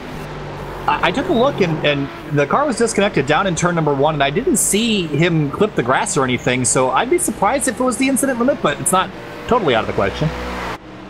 That's something we'll keep an eye on, but it makes Riley Wyans' life a lot easier, because now he has 7.5 seconds over Shoemeister, who is his nearest competition and 5th in the class now. Yeah, that was a throughput error there for the 77. So the internet not playing nice for the 77 in sim racing terms, so we'll have to see if he's able to get back in and finish the race out and do the best he can. But for the time being, the 707 of Wyans will just continue in the 4th spot as we go through the classes and kind of give you a whole rundown of each class grid at the moment. Daniel Shoemeister in the 5th position. He is actually in close quarters proximity to Rob Crouch, who's in the 112. This is an active battle for the 5th position. Follow this as we have time to at the moment. see if Crouch does decide to make a move. He is within 3/10, so is he going to back off? Is he going to press the issue? He wasn't quite close enough there entering turn 1 to make a move. Lost a little time through that corner now, coming through turn 2, entering 3 now. And he is losing a little bit of time, so hopefully he can gain it back and maybe try and make a move on the oval, but it's right about 3/4 of a second back, and it's actually getting a bit further away now. The 3 Daytona prototype of James Harris was actually stuck behind a couple Porsches here, and for the majority of the infield, and it doesn't look like his car is completely up to speed, so this is an awkward class interaction here with the Riley stuck behind the Porsches and not able to get away. Yeah, he is right behind the 19 right now, the 19 Porsche. That is Taj Edwards. He's third in the Porsche class right now. So try not to interfere too much. And then a Porsche right behind that. That is the 777 of Ty Kim. So again, an awkward situation where either pace or damage has slowed that 3 down. But he has had multiple issues with spinning tonight. So have to follow that. But just to round out the DP class, Matthew Sanderson in the 22. He is running in the 7th position in the class. We've lost, obviously, Ben Morton, who still scored at the moment, at least, in 8th, but he will fall back. And then Harris and Joshua Gear rounding out the Porsche, the DP grid at the moment.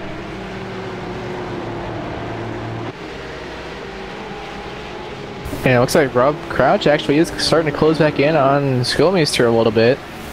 On the oval, he's going to get close enough to maybe make a move entering turn 1. Not quite, but it looks like Crouch is gaining a lot of time on the oval and then just losing in the infield, and it's not quite staying close enough to the infield where he can make a move on oval, just to where he gets right up to about a half-second gap.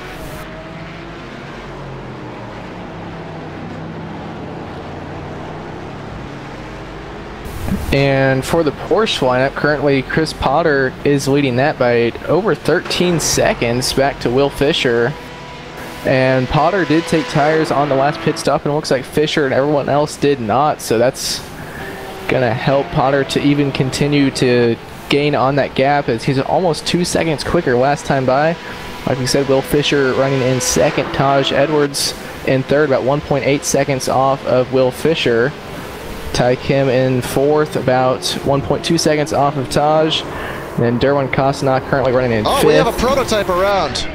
Yeah, it's the 3 car, James Harris, and there was actually contact between him and Taj Edwards in the 19 Porsche. The 14 of Joshua Gear was around in the bus stop as well. Seen James Harris have quite a few issues tonight. Yeah, there was some contact with the 3 and the number 19 Porsche in the infield, and Edwards let him on by and flashed the headlights in disapproval. Then Harris goes down to the bus stop and loops it. And you guys mentioned another car looping it around there as well. So the bus stop also a trouble spot here tonight, as well as turn 1. And Ty Kim did a fantastic job of avoiding the 14 who was spinning around. Almost got hit by him in the bus stop, but was able to avoid a collision. So throws a little bit of a curveball in here, especially when we have drivers having issues. It happens quite frequently sometimes in a slower class. You see the faster class coming up behind you, and you know they are faster, they are going to catch you, but you want to get out of the way. But at the same time, you still have to do what you're doing, run your race, run your line, at least to get through maybe a troublesome corner. But obviously can be a little bit much of a distraction and just cause you to go a little bit offline sometimes.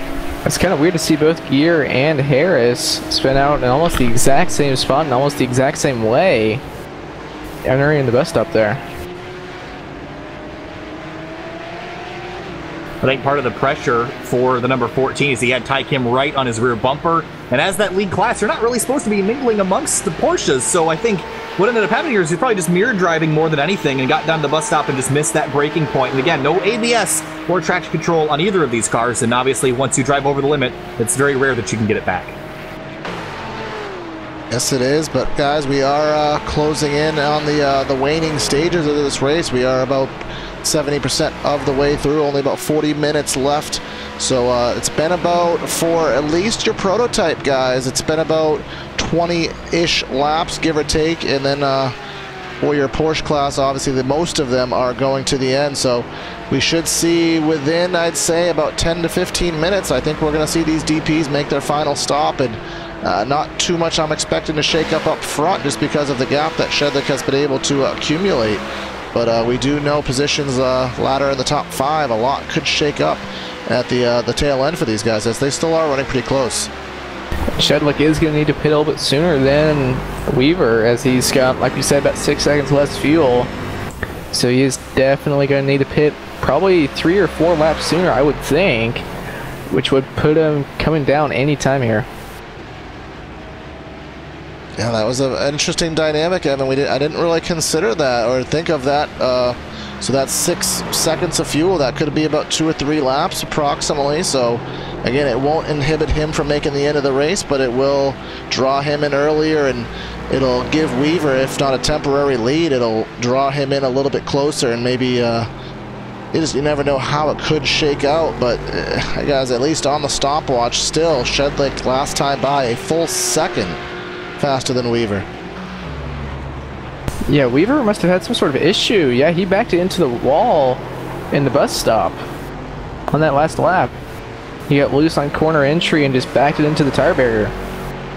I don't think it hurt the car too much, but he lost about 10 seconds from that. Yeah, as the ticker updates for that last lap, as you said, Evan, the prior lap it was a 1 second gap, but now this past lap, as you said, 10 seconds. So what was about a 13 to 15 second gap we were working on, now it's 26 seconds. And now Weaver, if anything, he's going to have to watch out, because that may bring the 69. He's only 17 seconds behind him, but if he keeps making all these mistakes, he could bring third place back into the mix, because Reinhardt hasn't really made too many mistakes here tonight. That car is still rather clean, so sometimes, you know, clean and methodical, that could win the day.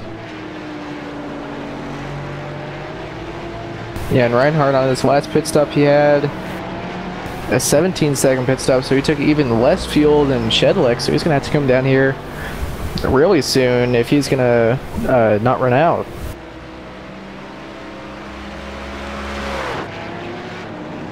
Let's just go back just a little bit. We do have still an active battle for position in the prototype class. That is Crouch and Schoolmeester. We watched it a little bit earlier, but they still are in proximity of each other, and I think we saw Crouch behind Schoolmeester, so I'm pretty sure he got by, but Schoolmeester's still hanging on with him within 0.8 of a second, within slipstream range. So we'll see if he's able to get by, because he's not losing the back bumper at all. And there is a Porsche ahead of both of you guys, as well as a faster DP driver on a different lap. Yeah, Crouch went pretty wide there, coming back up onto the oval. Didn't quite get as good of a run as he would have liked, and that's going to allow Schoolmeester to close in just a little bit here on the oval part. About 0.3 of a second is the gap as to get by that Porsche, and coming up on another prototype, Joshua Gear, in that 14 he had to spin a bit earlier on in the race. It's going to allow Crouch to get by him, and Schoolmeester going to try and come by as well. We do have a prototype on pit road, guys. Third place of Drew Reinhardt. We were just talking about him as he was starting to close in on Weaver, as Weaver has been having some issues and making some mistakes. So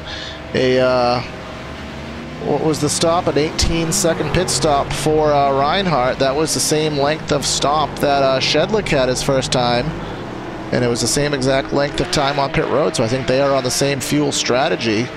Well, the thing is, on that first pit stop, Reinhardt only took about 17 seconds of fuel. So about only 17 seconds on the first stop and then 18 on the second stop.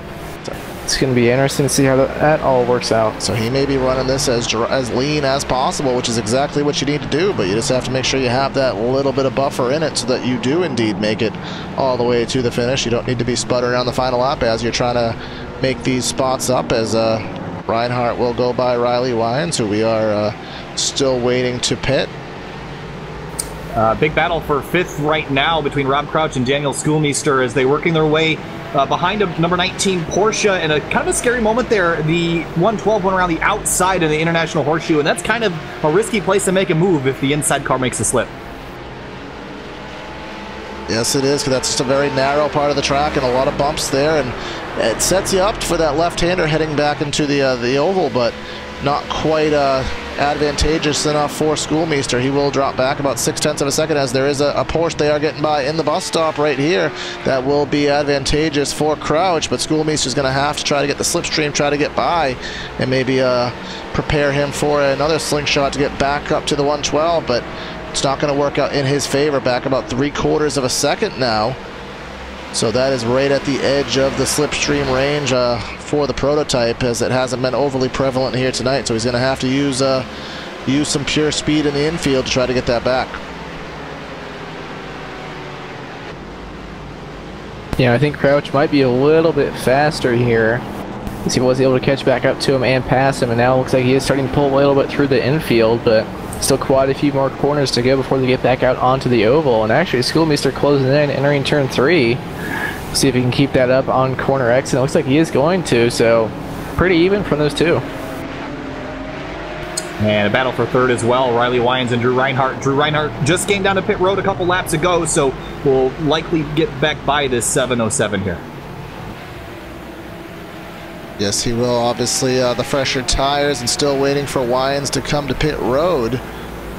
He will be due any time now, and here comes Reinhardt right to the back bumper, but surprisingly not able to make a move. He might be using a little bit of patience, but we'll see. He's not really in a position to make a move into the bus stop, so it looks like he will have to wait at least until turn 1. He's going to take a look to the outside, but that door will be shut, and they will go through single file, and that's Chris Potter, the Porsche leader, just in front of them.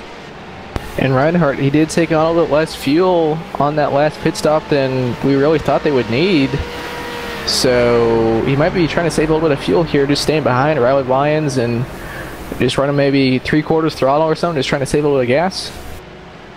Yeah, if he ran it as lean as perhaps we're estimating it to be, that could be a situation. I mean, usually you want to put an extra gallon in just as a buffer, but you know, every last bit of fuel will add some weight and add a little bit of will take a little bit of speed out of the vehicle, especially on the straightaways here at Daytona, which most of the track is a high-speed segment. But he is staying right behind. He won't have that luxury forever. As we said, we still are waiting for the 707 in, but we do have the leader on pit road. Shedwick coming down pit road. We'll see how much fuel he does decide to take on. He had a 25-second pit stop, or 25-second pit stop last time, and we'll see what he does have here. He had a 26-second lead over Weaver. Weaver remains on the racetrack, so he will come by and at least take the lead for a little while, but he will have to give it back with a pit stop, and we'll wait for the jack to drop in for Weaver to exit the pits, remain back onto the racetrack. There he goes. So Weaver is in heavy traffic right now, heading into the hairpin. Passes a Porsche, and now that is the number 22 of Matthew Sanderson, the prototype, who is well off of leader's pace at the moment. But you can see just from this perspective, guys, it's only about 8 seconds of a lead that Weaver has, and that's well, obviously without a pit stop. That's just the lead that Shedlick had and making a pit stop. He's only 8 seconds back, so obviously Weaver is not going to have a long final stop, but he's not going to, obviously with that almost 30-second deficit he had, any chance of the victory without a mistake is over. Yeah, he's going to need Shedwick to have some sort of issue here for him to have any chance at the win, but still over a half hour to go. A lot can happen, and as they're going to be coming up on some more Porsches, that could play into a few things here with Shedwick. Oh, Weaver overshooting the bus stop. He's in the grass. And that's going to put Sanderson around. Sanderson spins around right into the racing line. He gets it corrected and facing the right direction, but that was a very dangerous situation. Go on replay, try to take a look at exactly what happened. See, just heading in here, that was, yeah, just Weaver clipped the grass, got him loose. He just decided to take the safe route and take the penalty and go around, but I think Sanderson, as reactionary to that, is he on board with Sanderson? Yeah, Sanderson just got loose, and then he got on the brakes a little bit, and that just completely shifted all the weight towards the front of that car and caused it to go around. Well, we talked about curbing earlier being very slippery, and that's also true in the bus stop. There's wide bits of curbing, but you really need to take advantage of every inch of racetrack you can get. So drivers will attack that curbing down there, but it is a lot less grippy than the pavement, and if you use too much of it and get yourself into the grass, you can find yourself backwards. Yeah, and especially if the car is already kind of unsettled and unstable and starting to slide a little bit, if you hit that pavement, sorry, not the pavement, if you hit the curbing and hit that the paint on it, you're going to lose that grip and your car is going to go sliding around. Yeah, so guys, we do have I was just going to say they still are battling, but no longer. Riley Wyans will make his final stop to pit road. That will give Drew Reinhardt the repossession of the 3rd spot.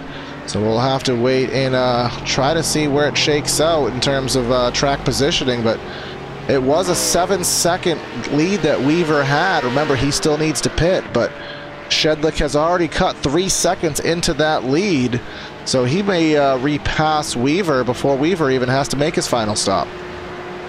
That could bring Drew Reinhardt into this, at least with Weaver, to maybe be able to get up there and get by him for a second. Once Weaver does make his final pit stop, which will be any time now. Let's see when he does decide to come down, probably within 5 laps, I would say. So we are at just under a half hour to go, or how the overlay has assessed just about 18 laps of racing remaining approximately for the prototype, as Weaver will hold the provisional lead because it's not going to last. He still needs that final stop. We still are waiting for 4 prototypes to come to pit road: Weaver, Schoolmeister, Crouch, and it is James Harris in the 3. And just for the Porsche, remember guys, we expect the Porsches to be fine for the remainder of the race. So just, again, Potter we've talked about, but still it's Fisher and Edwards. They've been battling quite a bit, only separated by about a second. That's for second in the Porsche class. Well, and speaking about James Harris in the 3 prototype, he's working his way past some of those Porsches, and the last time he was with this group, there was some contact and a spin, so we got to keep an eye on this battle here. Yeah, we were just watching the Porsche battle, but interesting as just as things work out that Harris is, as you said, right on the back of these, and these guys are going for position. Both of these Porsches are active for position, and right behind Harris, that is another DP. That is Riley Wyans, and we know how fast he is, so he's going to try to get by Harris, as both of these guys are trying to get by battles for position in the Porsche class. Yeah, these Porsches are racing for second and third with Fisher and Edwards taking a look to the outside. Headlights from Wyans. 3 wide here. 3 wide coming through the tri-oval here at Daytona. Wyans will clear with the pure speed from the prototype alone, but here comes Harris trying to get through on a little bit more safer terms, as he doesn't necessarily have the speed that Wyans has. Locks him up, so he won't be able to make the pass this time by, at the least, on Fisher, but this has separated Fisher and Edwards. Yeah, and Edwards notably letting Harris on by. I think saw that there's a potential for chaos, so I think he just decided to let him on by before anything happens. And it doesn't look like Harris is in any kind of immediate rush. He's not going for position right now, but he's not showing much urgency to get by Fisher, which both is a blessing and a curse, because you think Fisher just wants to get back onto his own pace. He can't run his own pace with a prototype right on his bumper. Well, the other thing is it's not just inconvenient for the Porsches. It's also kind of a distraction to have those headlights in your mirror, because Harris could be unpredictable behind the Porsches right now. You're not sure if he's going to go for a pass or if he's going to stay sitting here. So right now, Will Fisher's got to keep an eye on that mirror, and that could be a big distraction for him moving forward. Yeah, as you can see, it looks like into the bus stop. Here's Harris going for the pass, and Fisher will facilitate it by backing off, or no, he won't. Harris is going to back off. Yeah, this is what we're talking about. It gets awkward when some of the prototypes are running more the pace of the Porsches due to damage or pace. Obviously, very awkward here, and it makes for a very confusing situation on the racetrack. Yeah, now Harris to the outside in oval 3 and 4, and a little bit of squirreliness on the inside there from Fisher. Not quite sure what instigated that, but still, Harris is just... It's as if there's almost a parachute, as if there's a governor in that prototype. He just doesn't have the top end, whether damage or intentional. I wonder if he's running that high downforce setup like Kyle was talking about. He said it would get him down to right around 160, 170 miles an hour, which would bring him right there with the Porsches. So maybe just a bit of a setup issue on that 3 of Harris, really slowing him down. Last time by, in terms of lap time, a 1:48.4 for Harris, and for Fisher a 1:48.5. They were only separated by 1/10 of a second. I'm actually curious to try to make that fact definite, Evan, to see if what Harris is running by himself. We really haven't watched it to analyze it, but be an interesting point. Yeah, so when I'm looking right now at the onboard of that car, and at the top end, he was only about 172 when the gears were topping out. And typically, when you're revving out that high, it's because you need the torque because you have a lot of downforce. So maybe a little bit too much on board that number 3. Yeah, because his car doesn't look too damaged. Maybe a little bit on the left front fender, but most likely just a setup issue on that 3 with the running the higher downforce and not quite allowing him to have enough speed. Yeah, we're seeing how much of a difference between the low downforce and high downforce setup, and then now that Harris is 2 laps down compared to the leaders. So now that battle that was kind of interrupted, if you will, by that Harris situation of Fisher and Edwards for second in the Porsche class, it was within a second of a gap. That is now 2.1 seconds as here comes the 10 machine of Shedlick. Still waiting on Weaver's final stop, but an interesting note, Shedlick had that lead down to 4.2, 4.5 seconds, and it has stabilized, which is interesting in terms of pace, but we know it doesn't really mean much as Weaver still has a pit stop, I mean, I'd have to imagine within a lap or two, because he's at 29 laps now since his last stop. Yeah, and he only went about 27 laps, I believe, on that first cycle, so he will be coming down any time now, getting by the 3 of Harris. Coming through turn 3 now. And gap still right around that 4-second mark from Weaver to Shedlick, and Weaver still yet to pit.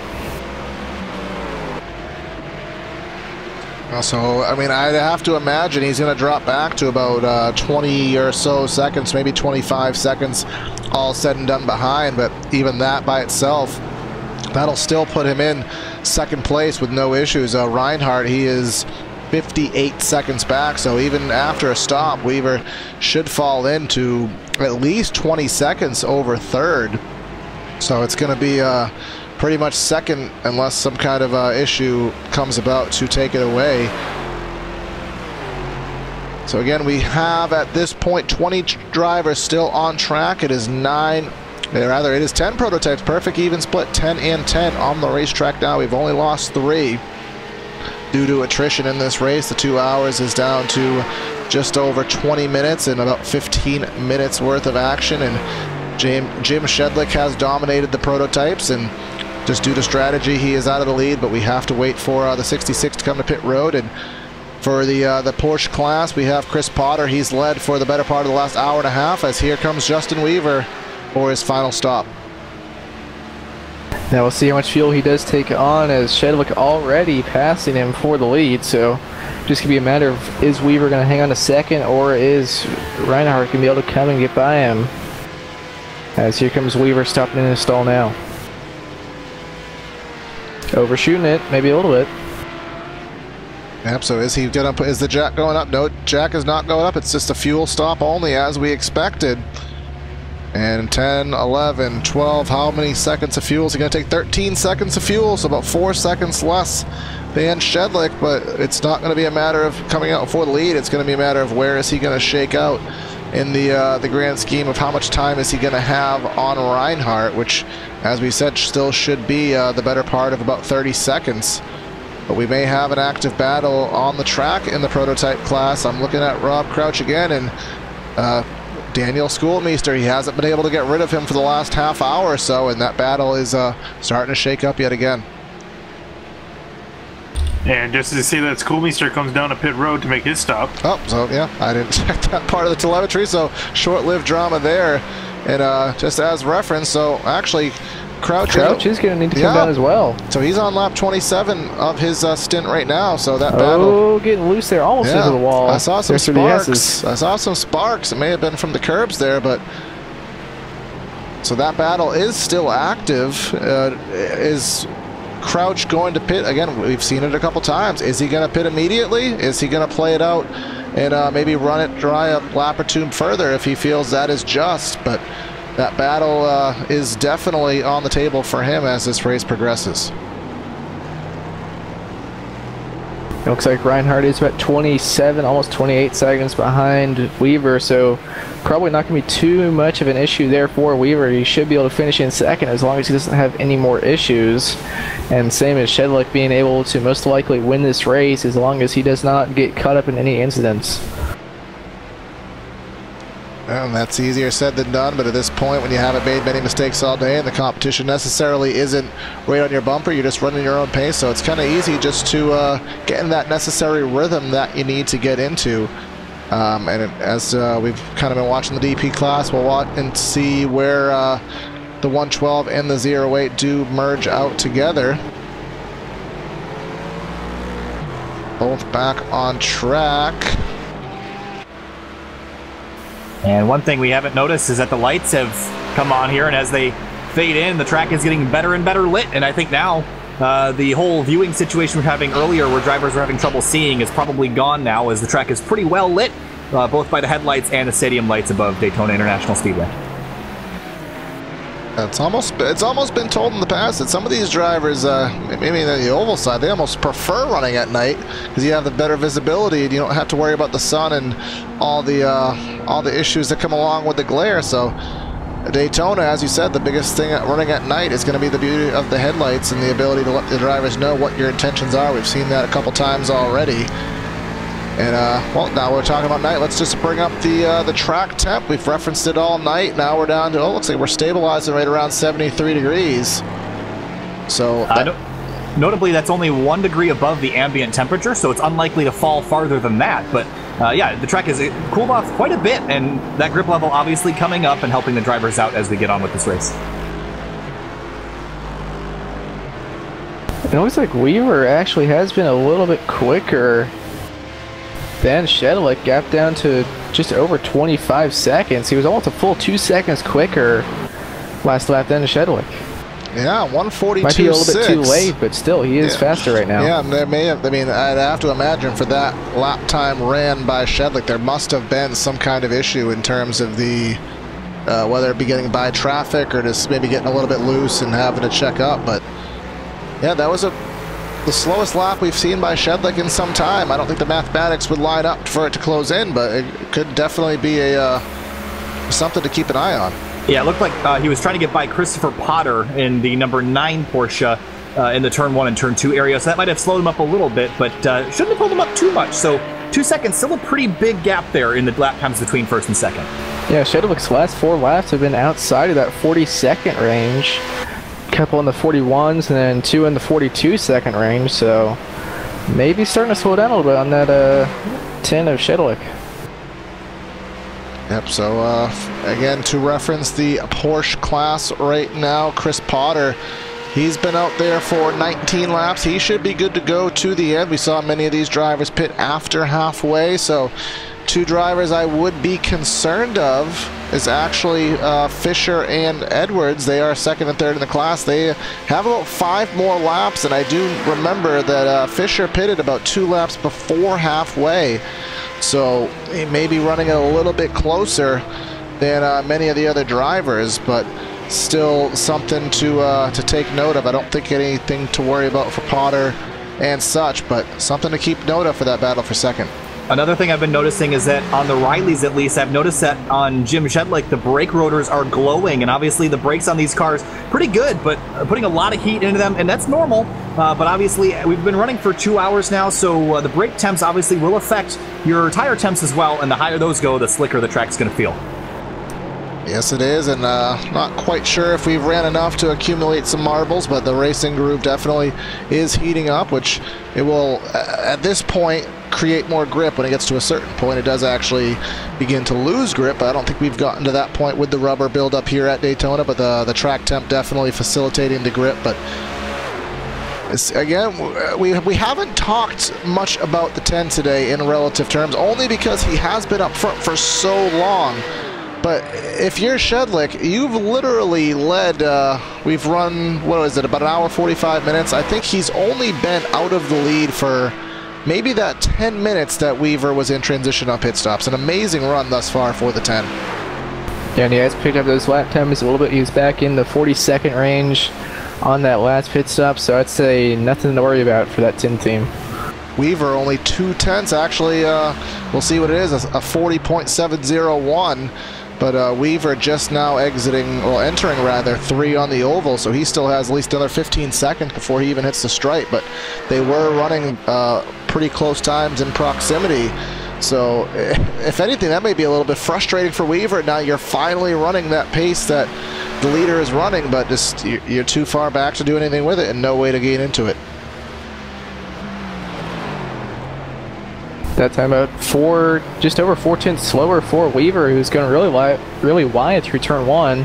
Almost got into the grass there. So, and I noticed on that last pit stop that Weaver did not take tires and Shedlick did. So I think Shedlick he's definitely on 10-15 lap fresher tires, and that is definitely going to help him out. Yeah, another thing I was keeping an eye on was the brake temps on Justin Weaver's car. Not as much brake glow from the 66 as there is from the 10. So that tells me that Jim Shedlick is pushing this car right now as the leader, and Weaver might be being a little bit more conservative, but not much time to be conservative. You're 26 seconds back with about 12 minutes to go. You got to get going. Yeah, honestly, part of me feels like he's kind of just settled in for the long haul here. I think he also knows that it's pretty much nothing's really going to come out of charging like this. If anything, he might make another mistake and fall into the clutches of Reinhardt behind him. So I think he's kind of settled in for second place. Yeah, at this point, 26 seconds ahead, 31 seconds behind. There's really not, at this moment, any active battles or anything pursuing in the DP class. And for that matter, for the first time tonight, it's really fizzled out in the Porsche class. We have, I think it's 56 seconds approximately. Potter is ahead right now. Potter right now entering, where is he on the track right now? Entering Oval 4. And Fisher entering the bus stop, but I'm not even sure if that's on the same lap. Actually, it is. So excuse me, it's about a 15-second gap for Potter. I overestimated that massively. But still, 15 seconds. If you're Potter, you haven't had competition for the lead since, what was it, maybe about a third distance into this race. So he hasn't made any mistakes. Fisher's doing a really good job. He's actually running rather comparable laps. He's pulled away from Taj Edwards by about 3 seconds. Ty Kim running about another 3 seconds behind that. And then we go all the way back to Andrew Fawcett, about 30 seconds beyond Ty Kim, and to the latter end of the Porsche grid.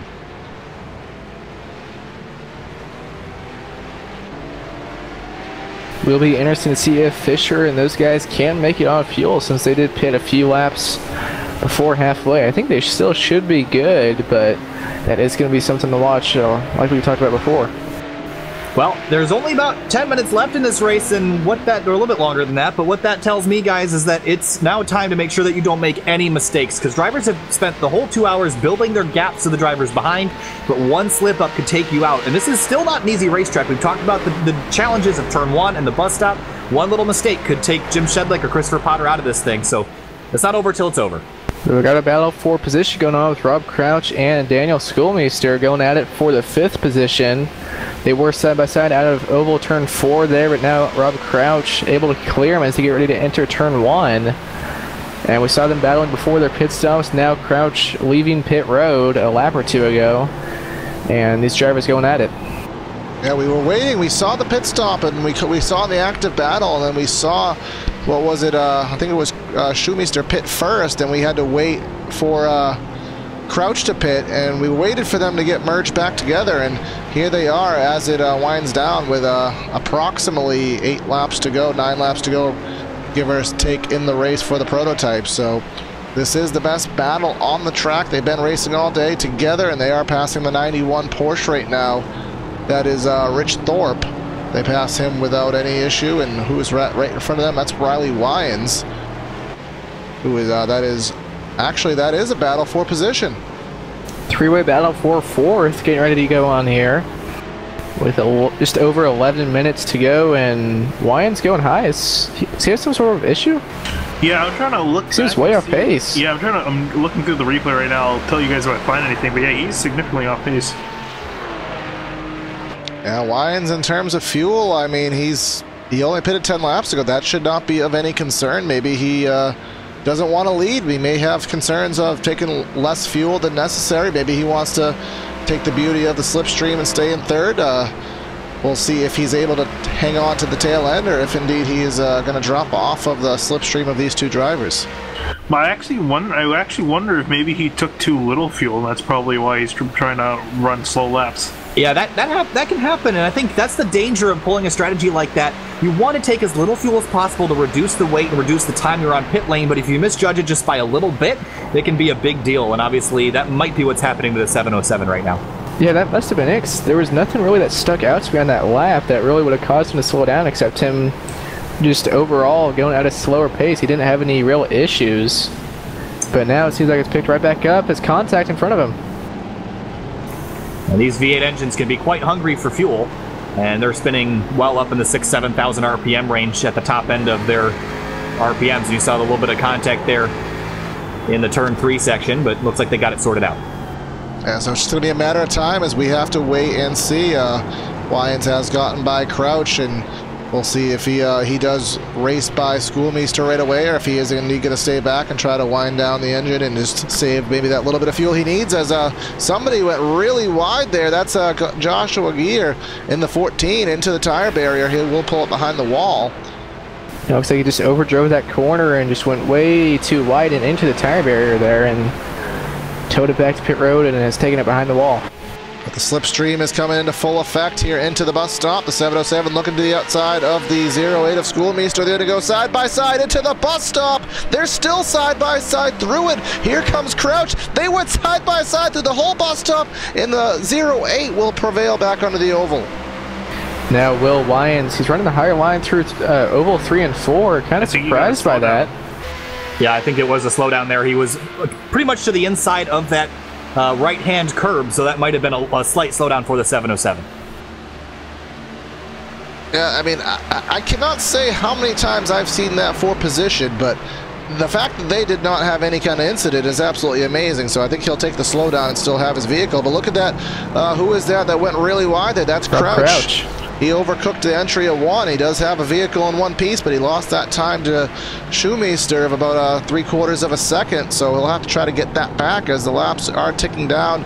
About 9 minutes in the race, approximately 7 laps of action. And this is an active battle, 4th, 5th, and 6th. And this is actually drawing in, guys, another driver, Matthew Sanderson. This is going to be for position in that 22. Yeah, Sanderson only about a half second or so off the back bumper of Riley Wyans, so this is going to be a 4-car battle going on for 4th here. We haven't talked about Sanderson in a long time. Crouch really wide, nearly into the tire barrier. And that's going to create a bit of a gap for the 08 of Daniel Schulmeister. I think Sanderson smells blood in the water right now with these drivers battling up ahead, and it's closed in quite a bit. And with only a couple minutes left in this race, he's got 3 drivers within striking distance, and he might have a chance to go get him if they keep fighting. To the outside is the 112. Wyans will prevail on this position, and Shoemeister has pulled away by about a second. So is he going to be able to clear? He may be out of the slipstream range, but if the 707 is indeed faster, he will have plenty of time to work into that 1 second gap. But here comes a 22 of Sanderson. Look to the outside of the 112. This is a 3-car tandem, if you will. And here comes the 112 to the outside, 22 to the inside, drafting off of Wyans. Schoolmeister is loving this right now as they're going to be side by side entering turn 1 with Crouch on the outside. You're going to clear as Wyans diving in really deep into that corner. It's going to make it stick. And Wyans holding on to that 4th position for the moment, or 5th position for the moment, as Sanderson getting by Crouch.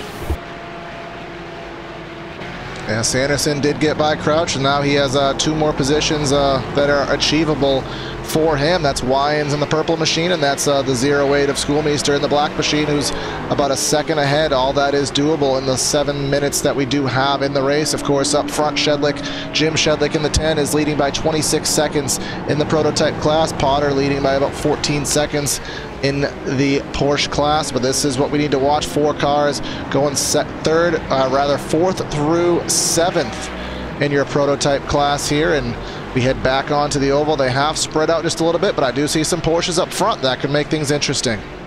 Coming up on 2 Porsches here in oval 1 and 2, gonna be able to get by one of them pretty easily. That second one, they might catch right on bus stop entry here. It's gonna be close to see if Schoolmeister can catch up to him before the bus stop. It looks like he is not going to be close enough to make a move quite yet, but that's probably what he wants. And this is going to kill Wyans. He's right behind that Porsche right there in the middle of the bus stop. That's going to bring Sanderson. He has the momentum. He's going to go high. They're going to be 3 wide with the Porsche in oval 3. Sanderson, is he going to be able to hold up there on the outside lane? I'm not sure. He's going to try to side draft off the quarter panel as if we are racing Monster Energy Cup machines here. But he's going to use that draft off of the Porsche. And are they going to split them 3 wide into 1? They're going to have to if they want any chance to stay close enough. Entering turn 1, yeah, they're going to split them in entering turn 1. Crouch is going to sail it in. Crouch sails Wow. it in to try to get it there. Crouch locks up the brakes, but he has to. He needs to try to stay on the tail end of this battle, and he does so. But now Wyans has closed down to 0.6 of a second to Shoemeister, getting all 4 of these drivers back under a blanket again. He's going to make for some good racing here with just over 5 minutes to go. Probably about 3 or 4 more laps here at Daytona. And Schoolmeister's starting to close, or pull away just a little bit there through the infield, but out on the oval where these 3 guys working together, that's really going to allow them to catch up. Did you ever think you'd say that, Evan? Working together in the draft on a Daytona road race? I never really thought so. At the end of 2 hours. I've heard the term before. I think that's the proper term for this, co-opetition. Co-opetition, and our pal DW, I believe, came up with that one. So we'll go with it, but you can see Shoemeister has pulled away by about half a second as we head into, where are we on the speedway right now? I can't tell with the camera. We're on the back straightaway into the bus stop. 0.4, 0.3. Wyans really hard on the binders into the bus stop and clipping the grass on both ends is the 0 way to Shoemeister. Got to watch out for that race control cut penalty. But now Sanderson to the back bumper. Sanderson, is he going to draft? Is he going to go for the pass? He's going to stay behind. He's going to pull up, just try to make his presence known. And both of these drivers closing in on Shoemeister, and watch out, Crouch is back by 0.7, but close enough to pounce if something happens. We hadn't talked about Sanderson very much this race, but here he is going for the 4th position to the outside of Wyans, entering turn 1 for 5th, and he's going to be able to stay on his outside, not quite, out of turn 1, coming through turn 2 now, and these 4 are still really close. Now, guys, terminology, I mean, more so, say on an oval, are you almost at this point setting yourself up and planning your last lap move? I think that's exactly what's happening right now. This is a chess match at 160 plus miles an hour, and that's what these guys are thinking about. While we were watching that DP battle, the change for position for second happened between Taj Edwards and Will Fisher. Fisher dropped back to P3, and Edwards took over P2. Those guys have been battling all race, but the change has happened. We'll try to keep loose eye on what goes on with that, but again, we have to watch eye on this, and of course up front now about a 27-second lead for Shedlick as we head down within 3 minutes of action, which is about, we'll wait for the ticker to update, but there's less than 3 minutes of action here at Daytona in the Classic 2 hours that we have been presenting here tonight. Prototypes versus Porsche. Great action winding up for 3rd through 7th in the Porsche class. We're still waiting. Is Wyans going to get there? Is Sanderson going to get there? Is Crouch from the 7th spot going to have a chance to get up there to 4th? That's what we're watching right now. And look at all 3 of these drivers, bumper to bumper to bumper, entering 3 on the oval. Sanderson and Wyans both quicker than Schoolmeister through the bus stop, and here comes Wyans taking a look to the outside. Where is Sanderson going to go? And I don't think he's quite sure. Now looking to the outside of Schoolmeister as well. Coming through the tribal, and Wyans is going to clear him. Yeah, and this should be 2 laps to go for these guys. How about 2 laps to go is what we have, as we're 2 minutes and 18 seconds left. Of course, up front, not much going on right now. That's Crouch really locking him up, and here comes Sanderson to the inside. They're going to be side by side through the S's. Wyans is going to have the preferred groove, but he loses the spot. Here comes Sanderson clearing. Sanderson's going to clear, but he's on the outside. Wyans has the preferred groove to the inside, but it's going to set him up for the outside in the kink. And is he going to be able to clear? Is Sanderson going to back off? What an absolute dogfight right now from 4th on through 7th in the DP class with just a couple minutes remaining, guys. This is some fantastic stuff. And Wyans is going to go deep into the braking zone, clear Sanderson in the 22, and now he's going to be in a good position. They have to nail this. You nail this corner, you're going to be in a good spot heading into the bus stop on the binders. Schoolmeister, a nice slow entry, but Wyans got a really good entry, and he was able to get the exit of the corner off as well. He's going to be able to use the slipstream, as is Sanderson. What's going to happen entering the bus stop? I think Sanderson and Crouch were a bit too wide through that final corner there, but Wyans and Schoolmeister were both perfect through there, and we'll see what they do here down the backstretch. And as they get ready to enter the bus stop, Wyans taking a look to the outside, and he's going to make a move. Send it! Here we side by side once again. Oh, the contact there. That's going to be a slowdown. That's going to be a slowdown. That's going to probably cost Wyans unless he's able to clear it very methodically. But this may be the white flag lap. I'm not quite sure. We'll wait what race control gives us. We're under 1 minute of action. So we'll... And while there's Wyans to clear his penalty. While that was all going on, the second place car, Justin Weaver in the DP, looped it around harmlessly. He'll continue, but lost more ground to the leaders. It's 3 wide for the lead. Incredible racing coming to the white flag next time. And Crouch is going to be the one to back off, but it's going to be Sanderson and Schoolmeister. Sanderson around on the brakes, locks it up. He's going to Crouch. He's going to take out Crouch, and that's going to kill that battle. But I mean, they were 3 wide into the corner. What do you expect is going to happen? Amazing racing. Unfortunately, did not work out. But Wyans sideways trying to catch up. That was Sanderson, just locked it up, and unfortunately, just got the 112 in the process of the spin. So that was phenomenal racing. A+ job to those drivers. But this is going to be the white flag right now being scored, exiting the infield into the oval, corner number 2. We head onto the backstretch, what will be the final time for Jim Shedlick in the number 10 prototype. He has led essentially this entire race, has dominated it in every fashion possible.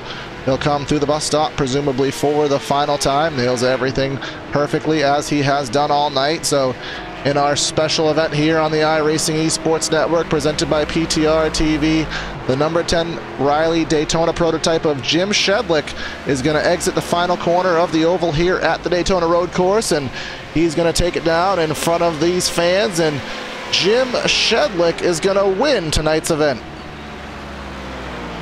By 33 seconds over Justin Weaver, who still has not quite finished yet. He is coming through the bus stop now.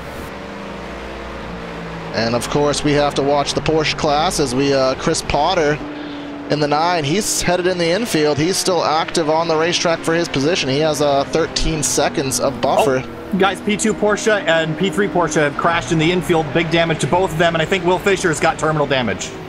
Yeah, Fisher has axle damage right there.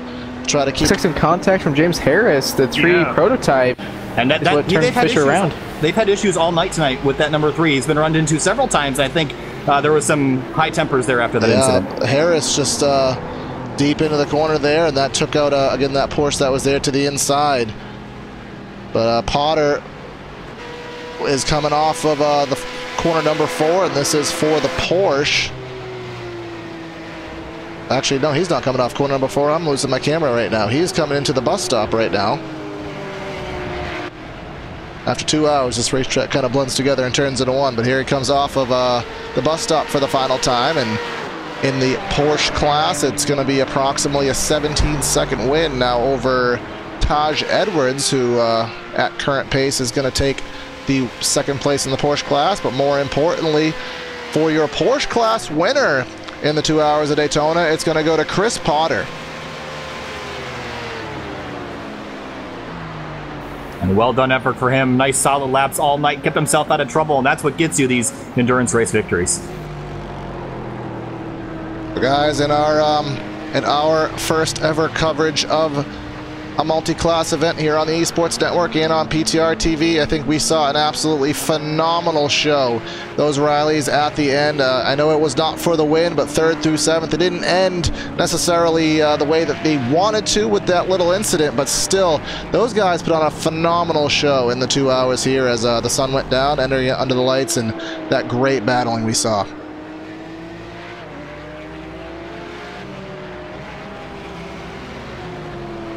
So we are going to just bring on screen here and show you the final results, as I think at this point everybody has been able to clear the running order and finish to take the checkered flag and finalize the order. So the final results here from the Daytona International Speedway.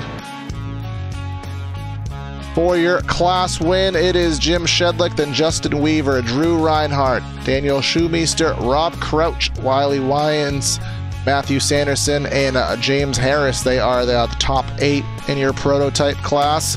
And of course, winning the Porsche class is going to be Chris Potter, then Taj Edwards in second, Will Fisher in third, Ty Kim in fourth, and the remaining results of your running order will scroll by onto the screen. That is the running order, and not sure if we are going to have the ability to give you some post-race interviews. We're going to hope that does happen, so we're going to give these guys a moment to hop out of the cars and hopefully meet us in the booth for interviews. So please stay with us here on the iRacing Esports Network.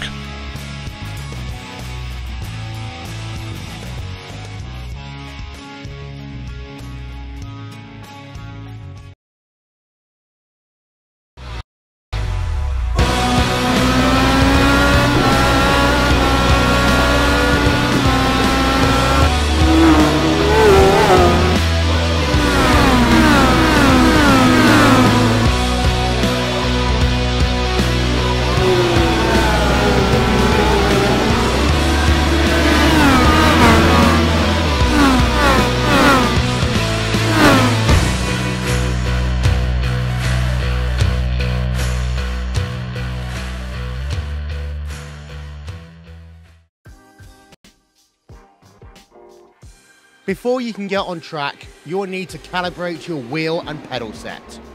You'll need to do this in iRacing even if you have already done this using your own controller software. Prior to entering the sim, make sure you've downloaded and installed the latest drivers from the manufacturer's website. Once that's done, follow these easy steps to calibrate your controller. We recommend calibrating in a test session, so pick a car and then click test. Don't go into a practice or official session. The last thing you want to do is have you go on track and crash into another car. Once you're in your test session, click on the options button. You will then see input calibration. This is where your calibration takes place. Start by clicking on the steering button. You will then be prompted to turn your wheel fully one direction and then another. Make sure you place your wheel back into its centering position before hitting done. Now, you'll be asked to turn your wheel 90 degrees to the left. Make sure it's at 90 and hold it there while hitting done. For pedals, click on the pedals button. Here you'll be asked to press the throttle all the way down and then release it. You'll do the same for the brake and clutch pedal if you have one. For the gearbox, you'll first be asked to set buttons for sequential shifting. Once complete, a prompt will ask if you have a H pattern shifter. If not, hit no. If yes, click it and you'll begin to map the gears individually. Once you've completed these steps, you are calibrated and ready to go racing.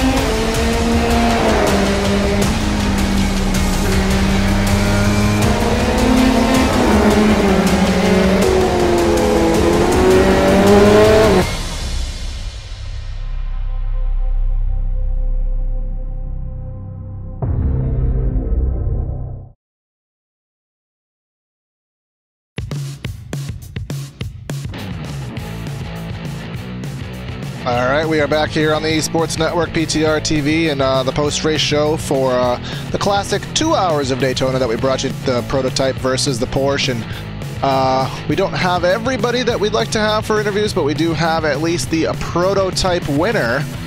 And you know what, Kyle? I'll let you talk to him here. Grab our winner. All right, well, there is Jim Shedlick, the prototype winner. Jim, that was just absolute control and domination of that entire race. But walk us through the strategy calls there earlier. Obviously, getting a little bit off sequence from the drivers behind. What was going through your mind there, and how'd you plan that race out? Yeah, thanks for having me. Yeah, so Daytona with these cars in particular always is a bit tricky because it doesn't really matter if you're within a couple tenths or even a half a second. Drivers can stick together in the draft. So, you know, a strategy I like taking is on that first stop, just take a little bit less fuel, and what that'll do is it'll give me a bit of a gap. And if then at that point it's just all out. And you know, if you have a bit quicker pace, then you can put a bit of a larger gap until the second stop. But it's important to do that because obviously you're a little bit lighter car. You're gonna have to pit a little bit earlier and take a little bit more fuel, but it gives you a chance to sort of break that draft. So that was really the big call for me on the first stop. Yeah, obviously the class interaction tonight was quite interesting with those Porsche 911 GT3s. Obviously the braking distances are different and the acceleration distances are different, but where was the best place to pass the Porsches if you couldn't do it on the oval? Yeah, the braking caught me off guard a couple times, especially, you know, there's a bit of difference between different drivers as well, and definitely on old and new tires. So I found it took me a while in the race, but you can kind of blast by on the outside of turn one pretty easily because the Porsches, they brake really early, both for the bus stop and for turn one. So I had pretty good success doing that. But other than that, I think that the best spot's probably coming off turn three in the infield. It's all about just kind of getting a good exit, focusing on that, pull alongside, and clear them before the kink, and that's usually the best way to not lose any time. Obviously, Alicia, congratulations on that victory. Obviously, very well earned and a dominant victory tonight for Jim Shedlick. Thank you.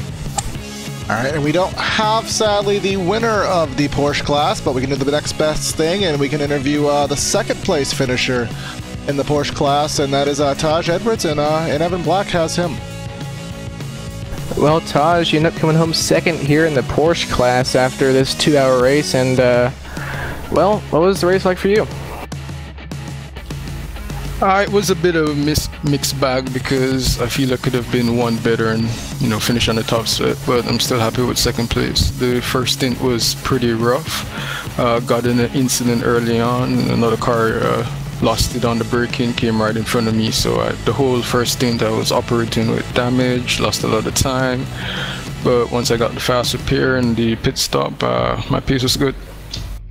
Yeah, you had a nice recovery there to come back to second, and well, do you think if you had been on an equal playing field with that 9 of Potter, do you think you had the pace to go up there and race with him, or do you just have you beat fair and square? I think it would have been interesting. The long runs, my pace was pretty good, so I think I would have had something for Potter. And with this day-to-night transition, was there any point in the race where visibility was much of an issue, or were you fine for most of it? For most of it, it was pretty good, but at the end of the first stint, when the windscreen was a bit dirty and it was going from dusk, that transition period, it was pretty tough sometimes to see, but manageable. Did you have much of a fuel and tire strategy coming into this race, or was it just something that happened on the fly? Totally on the fly. I didn't even get much practice for this race particularly, but got a nice set. Worked out a strategy in my head what I wanted to do, and then about halfway through the first stint I decided nope, not taking tires, and I just managed it all the way. Could you notice much fall off in the tires after running them for all those laps? There was a lot of fall off, but if you were gentle on them, with them, especially coming out onto the banking and the horseshoe, you could make them last pretty good, but once you got them too hot, they were pretty much like ice, man. All right, well, is anyone you would like to thank or give a shout out to after your second place finish in the Porsche class? Well, I want to shout out to my team, Gold Racing team. Shout out to my teammate Jeffrey, who was in the race as well. He had some issues, but still a strong race. And thanks to you guys for the broadcast. All right, thanks for talking with us, and once again, congrats on your second place finish. Thanks, man. All right, so that will be the wrap up the slightly abbreviated post-race show that we do have. So Hope that everyone did enjoy coverage here on the iRacing Esports Network of our classic Daytona 2-hour event here on Primetime Racing TV, a new partner on the iRacing Esports Network. And we are happy to join the network and happy to air more content on it in 2019. If you are looking for content, check us out, primetimeracingtv.com, and hopefully we can help you out in those regards. Happy to again cover tonight's action. I want to thank iRacing. Want to thank Evan Black, my PTR TV commentator. And I wanted a special thank to Kyle and Finian with SimTV for helping us out tonight, and check them out as well for some phenomenal iRacing broadcast content. So again, thanks to everyone who helped out, and thanks to all the fans for tuning in. Primetime Racing TV and the iRacing Esports Network signing out for tonight at Daytona. Have a great night, and we'll catch you next time. Have a good night. We'll see you next time.